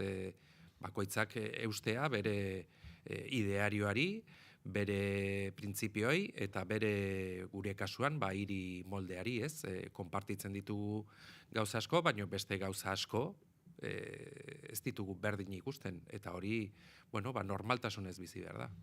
Markel, demagun elkartzen zaretela orain Donostiako udal gobernura, Demagun. sartuko zenukete elementu ezberdinak desadostasunen protokolo honetara? Nik uste desadostasunen protokolo hau kontzeptu bezala gaina, ez, aipatu denean, eta gauza oso interesgarria dela, eta batez ere oso ezinbestekoa gaur egungo politikan. Beti, baina gaur egungo politikan, ez? Eta esango nuke, ematen direla horrelako gauzak, bai? Eta gizartea segurenik ez gaude dituta edabidetatik eta iristen zaizkigun mezuak beti direla, ez? Koalizio batean edo elkarru lertze batean daude asarreak eta ematen du ez? Katastrofea datorrela, eta Iñakik esan duen bezala, uste dut gauzarik normalena dena, gauzarik errealena dena, eta ondorioz, horiek, kudatzeko mekanismoak edukitzea ere horrela izan behar duela. Nafarroaz ari gera, Nafarroako gobernu horren ostean sortu diren gainontzeko aldaketa gobernuetan ere lantzen den kontua da, Estatu Espainiarrean ere dagoen gobernuarekin beste horren bestez, baina gobernuetan edo erakunde publikoetatik kanpo ere existitzen dut horrelako kontu, gogoratu nahi dut Bildu sortu zenean 2011an alderdi politiko ezberdinen arteko koalizioa izan da, sortu zirela eta mahai gainean jarri zirela horrelako mekanismoak, bai, gero gobernuetara iritsi ginenean eta erabili zirenak, baina gobernuetan egon gabe ere bai alderdi ezberdinen arteko koalizio hori sortzeko mahai gainean jarri zirenak, ez? Galdetu beharra dizuet ere pixkat ere, 10 urteko balantzeare egin daiteke orain Nafarroako gobernu horren eraldaketaz, orduz geroztik Nafarroa ezberdinagoa ere bada, ezakite zentzu honetan zer esango zenukete ere? Zalantzarik gabe une klabea izan zen, ez? Nafarroako politikan, Nafarroako gizarterako, historiarako. Eta nik esango nuke, ordutik, segurazki erakundetan Nafarroaren anistasunaren islada hobea dagoela, ez? Ordutik, ez? Proiektu politiko ezberdinek daukate presentzia bertan, eta nik uste dut hori orain normaltasun handiagoarekin ikusten dela, ez? Uxue Barkosek aipatu du aldaketa sakon bat ematen hasi zela orduan, bakoitzak gero aldaketa horren irakurketa eta norabidea propioa izango du, ezta? Segurazki gero abairen aldaketaren ideia, ez da PSN-eren berbera, hori oain aipatzen genuen, ez? Zer nolako, bakoitzak zer nolako koordenadak dituen, eta hori nik uste dut positiboena izan dela esaten nuena. Nafarroari gehiago, Nafarroaren itxura errealagoa hartzen dio orain bizitza politikoak eta erakundeetan egiten denak aurrekoan zegoena baino. Egia da, aldaketa uneura izan zala oso tarte eskaxagatik, ez? Esan nahi beti Nafarroan agerian eta denok dakigu agerian dagoela, barruan zagoen eta orain ere dagoen anistasun hori, segurazki monokolorragoa zen lehen erakundeetan, gizartean baino, eta hor salto bat eman zen, eta ordutik, elkarren arteko ulermenak eta akordioak kultura politiko berri bat ireki dute Nafarroan, ez? Non proiektu ezberdinek, hitz egin behar dute elkarren artean, aurrera ateratzeko gizarte horren erronkak. Alderak eta horietatik ere, beti atentzio ditzen duen elementuetako bat, Markel, askotan Nafarroan egin daitekena zailagoa dirudiela Euskal Autonomia Erkidegoan? Esan hori da, hori ez, nik esango nuke Nafarroan egin baldin bada, hemen ere egin daitekela. Hemen, indar korrelazioa ezberdina da, eskenatoki politikoa ezberdina da, eta argazki politikoa edo ordezkaritzaren argazkia ere erabat ezberdina da, ez. Orain hemen ere koalizioan daude, PNV eta PSOE, ez dakit galdera nondik zetorren, EH Bildu bera sartu halko den hor, ez dakit, Ez dakit galdera ondo, noski posible dela egin. Diot gehiago, askotan akordioan gatikan, aurrekontuak, neurri zehatzak, legeak. Bai, bueno, erkidegoan gertatzen dena da, gehiengo absoluto batekin dabiltzala alderri sozialista eta EAJ, eta ez dutela behar handirik gainontzekoen babeserako, ez?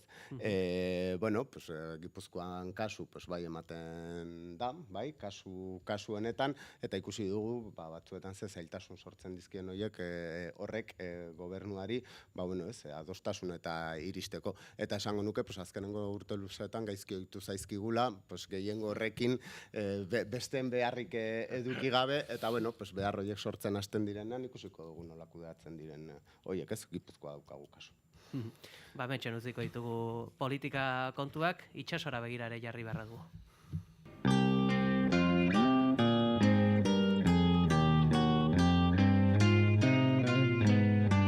Sarea galdu aurretik.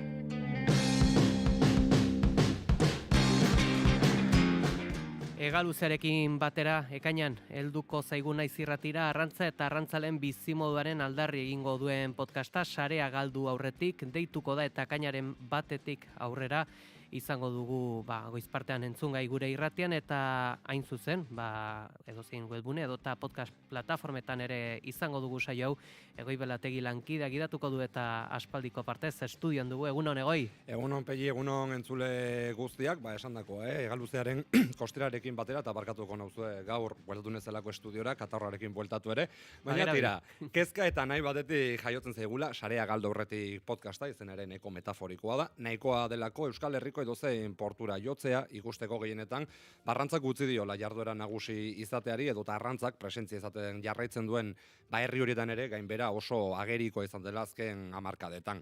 Arrantza gutxiago eta honekin batera ondorioz, gero eta gutxiago dira ere honi lotutako ofizio tradizionalak. Egoera kritikoa izatera heldu zaigu, etorkizuna ez baian dago, eta horrekin batera Euskal Herritarron nortasunaren eta ondararen zati garrantzitsu bat ere esango nuke. Baina atxekabean erori gabe, gizarte eredu honek Kantauri itsasoko arrantzaren bereziki artisau arrantzaren amaiera ekarriko duela dion.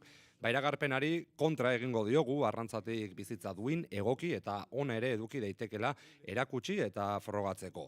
Arrantzari ezarri zaion kondaira beltza, iraultzea da gure helburua, lanbide honek suposatzen dituen gogortasun eta zailtasunak ezkutatu gabe, baina azken hamarkadetan eman diren aurrerapen eta hobekuntzak jasoz ere.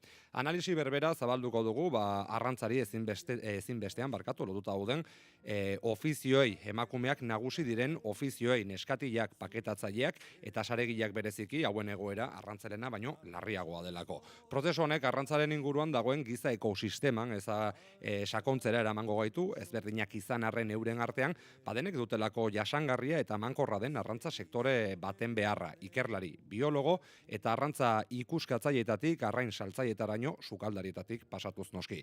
Finean, Sarea galdu aurretik podcastak ez du arrantzaleen ahotsa izateko asmorik, arrantzaleak entzun, esandakoak jaso, eta gizarteratuko ditugu arrantzalearen bozgora gailu bilakatuz nolabait.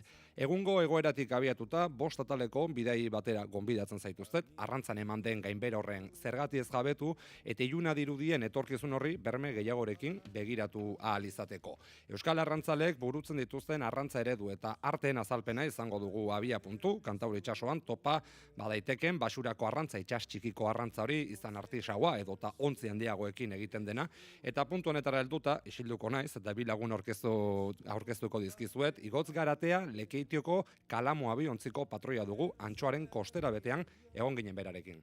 Bai, zorizionez arraina ikusten da itxasuan, eta aratzago, onatzago, badago, da tamaino desberdinak, eta bai, badago, eta arrantza ondo izun da, osea, posik, hastiago horratzen da, domeka gabaz urten, eta barizako arratzaldez oguerdi zeldu, eta egunez, eta gauez, da, bueno, nahiko ritmo gogorren ibili gara, bai. Bai, lesterak etorri dago arraina, eta izaten da normala, lestera o arren gaztia ogotia normala izaten da. Eta ia, askan eguna izateko eta etxerat bueltateko barri jakuan, aretxen bila esun gara. Asturias alderatz, kopuru egoak txikina da, baina tamainuan dizau. Sardina pixkat nastata bai badabil.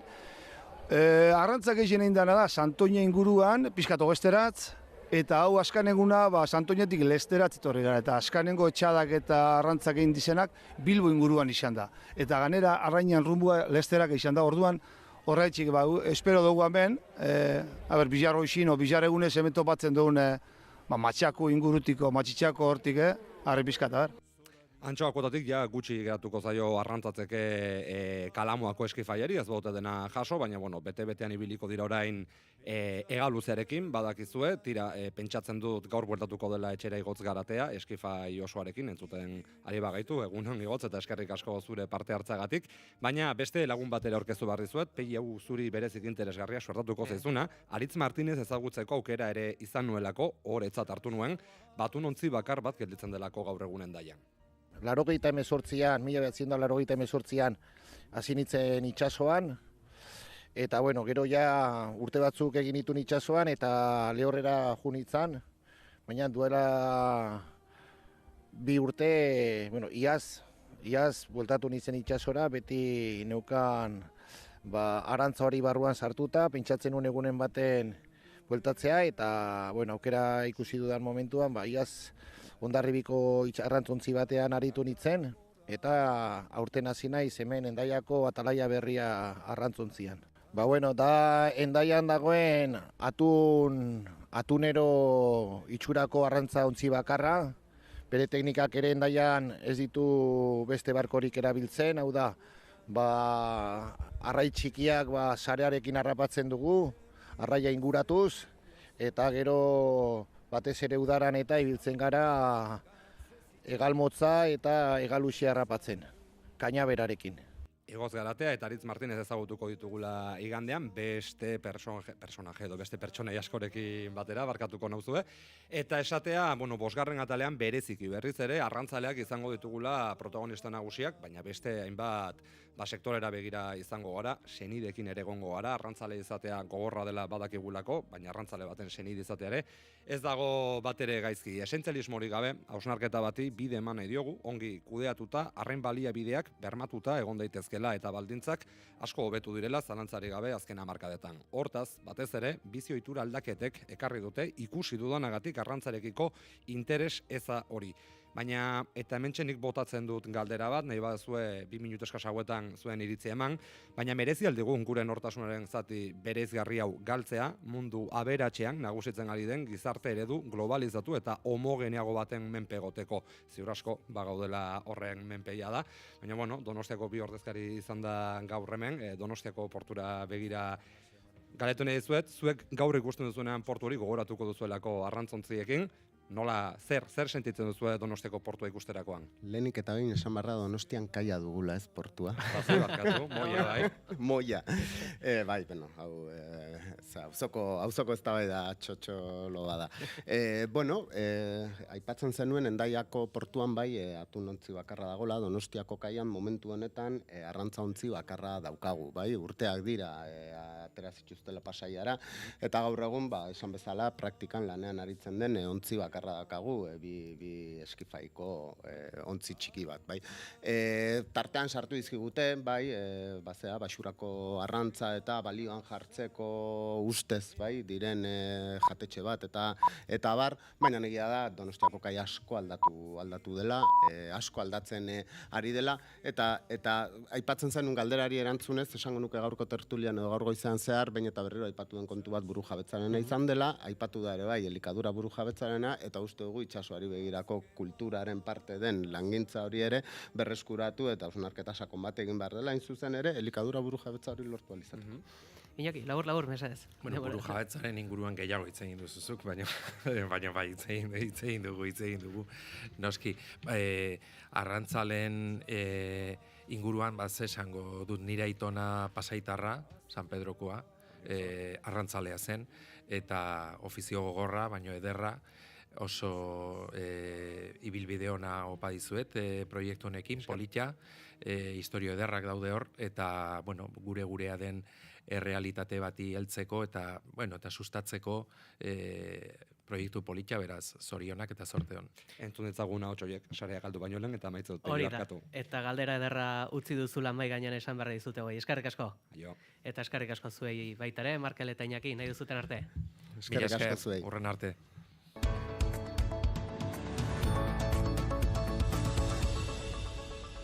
Goizeko 10 dira, ongi etorri naiz irratira entzule, gizon batek 13 urteko alaba hildu Bilbon eta ondoren bere buruaz beste egin du udaltzaingoak baieztatu duenez. Gertaera ostiral honetan goizaldeko 5 inguruan izan da, familiaren etxe bizitzan Larraskitu auzoan. Salva Badiola, egunon. Egunon Pegi eta egunon entzuleok. Adingabearen amak etxe bizitzatik egin du ihes bikotekidearekin eztabaida izan. Ondoren astoratuta emakumeak udaltzainei deitu dio alabari zerbait gertatzearen beldurtzelari. Ertzainak bertaratu direnean amak kalean hartu ditu eta gertatutakoa azaldu die. Zaurituta zegoen eta basurtuko ospitalera eraman dute. Etxeko atea apurtu ondoren poliziek neskatoa ustez arma zuriz zaurituta aurkitu dute ohean eta maindirearekin estaldita gizonak berriz bitziak kendu du komunean. Ikerketa ertzaintzaren esku geratu da, genero indarkeriarekin lotutako giza hilketa kasu bat delako. Polizia zientifikoa lanean ari da frogak biltzeko. Hilketa matxista hau gaitzetsi du lehendakariak eta elkartasuna adierazi die biktimaren senidei. Lehenengo hitzak gaitzespen irmoa egiteko bart Bilbon gertatu den hilketa honekin eta Eusko Jaurlaritzatik eta nire izenean gure kariñorik eta gure berotasun eta gertutasun handiena senitarteekin, familiarekin, eta nola ez, espero dut ikerketak azalaraztea ze gertatu den, baina lehenengo zantzu guztiek esaten digutena da bortizkeri matxista izan dela eta bikaria, eta hori da, gertatu daiteken gauzarik eta krudelena. Beraz, gaitzazpen irmoa. Eta Espainiako gobernuko bigarren presidente orde Yolanda Díazek ere babesa agertu dio familiari eta bizitzen ari garen egiturazko egoera salatu du EITBen. El problema estructural, que es el machismo, matan a las mujeres, nos matan por el hecho de ser mujeres y por tanto creo que merecemos una reflexión y creo que las formaciones políticas deben de estar a la altura de las circunstancias. Digo esto porque estamos ante una extrema derecha que, como saben, está condicionando las agendas públicas a la negación de la violencia machista. Creo, insisto, que esto es muy grave y desde luego hay que tomarse en serio lo que estamos viviendo. Las violencias son múltiples, pero lo que estamos viviendo hoy, desde luego, en Bilbao es un auténtico drama. Eta bestalde nazioartean, Ameriketako Estatu Batuetako apelazio auzitegi batek bertan bera utzi du Donald Trump presidentearen muga zerga orokor gehienei ezarritako blokeoa. Neurri hori hartu zuenean gehiegizkoa izan zela argudiatuta horrela, Ameriketako Estatu Batuetako zirkuitu federaleko apelazio auzitegiak aldi baterako etenaldia eman duen agindu labur bat eman du Bloomberg albiste agentziak jakiteana eman duenez. Etxe zuriak adierazi zuen muga zergak bertan bera uzteko agindu eman zuen epaia okerra zela eta Trump pozik agertu da erabakiarekin. Epaia eman zuten epailen aurka egin du, baina bere esanetan kalte larria eragin diotelako herrialdeari. Trump sare sozialean esan duenez, orain aldi baterako etenda dagoen epai hau ezker erradikaleko epailei egotzi die eta Leonard Leori, elkarte federalistako aholkulari eta presidente orde izandakoari, Ameriketako Estatu Batuak gorrotatzea leporatu dio. Eguraldia eta trafikoa naiz irratian. Trafikoari dagokionean aipatu beharra digu kamioi baten matxura dagoela bat errepidean 422. Kilometroan alegin Madrilgo norantzan eta beraz zerreia itxi dute eta autopilaketak daude. Eguraldiaren iragarpena Iker Ibarruzaren eskutik. Bero zakarra izango dugu izpide ostiral honetan, baina bero horren eraginez egunaren bigarren zatian ekaitzetara joko du eguraldiak. Goizean goiz bereziki zeruan urdina nagusituko bada ere, goizeko lehen ordutik aurrera edo besan da goiz erditik aurrera mendebaldetik barrena erdimailako hodei dezente sartuko da eta zerua zikinagoa agertuko da. Hala ere ez dute hodei hauek euririk utziko eta giro lasai izango da. Ondoren eguerdi aldera berriz ere ostarte zabalak nagusituko dira, baina arratsaldeko lehen orduan barnealdetik barrena bero hodeiak enkaratuko dira eta ekaitzetara joko du. Zaparradak hego mendebaldetik ipar-ekialdera mugituko dira eta txoko batzuetan handi xamarrak izango dira, kazkabarra botatzea baztertu gabe. Gau partean hori bai, eguraldia lasaitu egingo da. Haizeak goizean hego-ekialdetik joko du, arratsaldeko lehen orduan ipar mendebaldera egingo du eta aldaketa unean kostaldean bolada zakarrak utziko ditu Erne ekaitzguneetan bolada oso gogorrak eman baitetezke. Temperatura minimoak eta maximoak gora egingo dute eta goizean goizetik jada bero egingo du, minimoak 16 eta 21 gradu bitartean errendituko dira, beraz oso balore altuak izango dira. Maximoak Kantauriar isurialdean 30 eta 36 gradu bitartean errendituko dira, eta Hego isurialdean 31 eta 37 gradu bitartean, temperatura freskoenak kostaldean baina bereziki Bizkaian emango dira, eta altuenak aldiz Erriberan baina bereziki Nafarroa Hego ekialdean. Ba, guzti hauekin gelditzen gara, Zola, eskerrik asko. Gero arte pegi. Eta asteburon. Eta joan aurretik, agurtuko ditugu, bigarren kafeako kideak, ostiral honetan nolako kontuak izango ditugu, Inigo Asensio, egunon? Egunon, Goiuriren mendago eta pena upea jarri du. Zekien, barkatu. Gero batzuetan hori xili-xili geratzen zaigut. Zer dako gogarkoan, Goiuri? Pekatuak. Bai, ikusi dut. Pekatuak, bai. Batetik gastronomia. Pekatu handia da hori. Jan eta jan. Ze Imanol Zubeltzu etorriko da, Euskal Gastronomiaren topaketa egingo dute astelenean Getarian, eta pixka bat horren inguruan arituko zaigu mantala gastronomiko arduraduna. Zer gehiago daukagu? Bihar tabakoaren aurkako eguna da, eta horretaz hitz egin behar dugu. Bizioa, hori ere pekatua. Bai, horretaz hitz egin behar dugu, ze esan bezala bihar tabakorik gabeko eguna da, eta gainera azken orduetan badakizu atera dela, Hego Euskal Herrian gauzak aldatzera doazela, tabako kontsumoaren inguruan, lege aldatuko da, eta, Maider Sierraran psikologoak, ea zer kontatzen digun horren inguruan, eta telesail eta pelikula... Hori ere, bizio xamar, engantzatu xamar gaude batzuk. The Last of Us gaur ere ipatuko dizuegu, Juri pixka bat. Ba, ikusten duzu, dena, pekatuak. Ba hori peli, pekatuak, besterik ez daukagu kontatzeko. Ave Maria Purísima, eskerrik asko, Inigo eta Goiuri, nahi duzen arte. Agur, Peli. Eta gure partetik besterik ez, joateko tenore heldu zaigu, ondo segi, asteburu hona izan. Aio! Naiz irratia.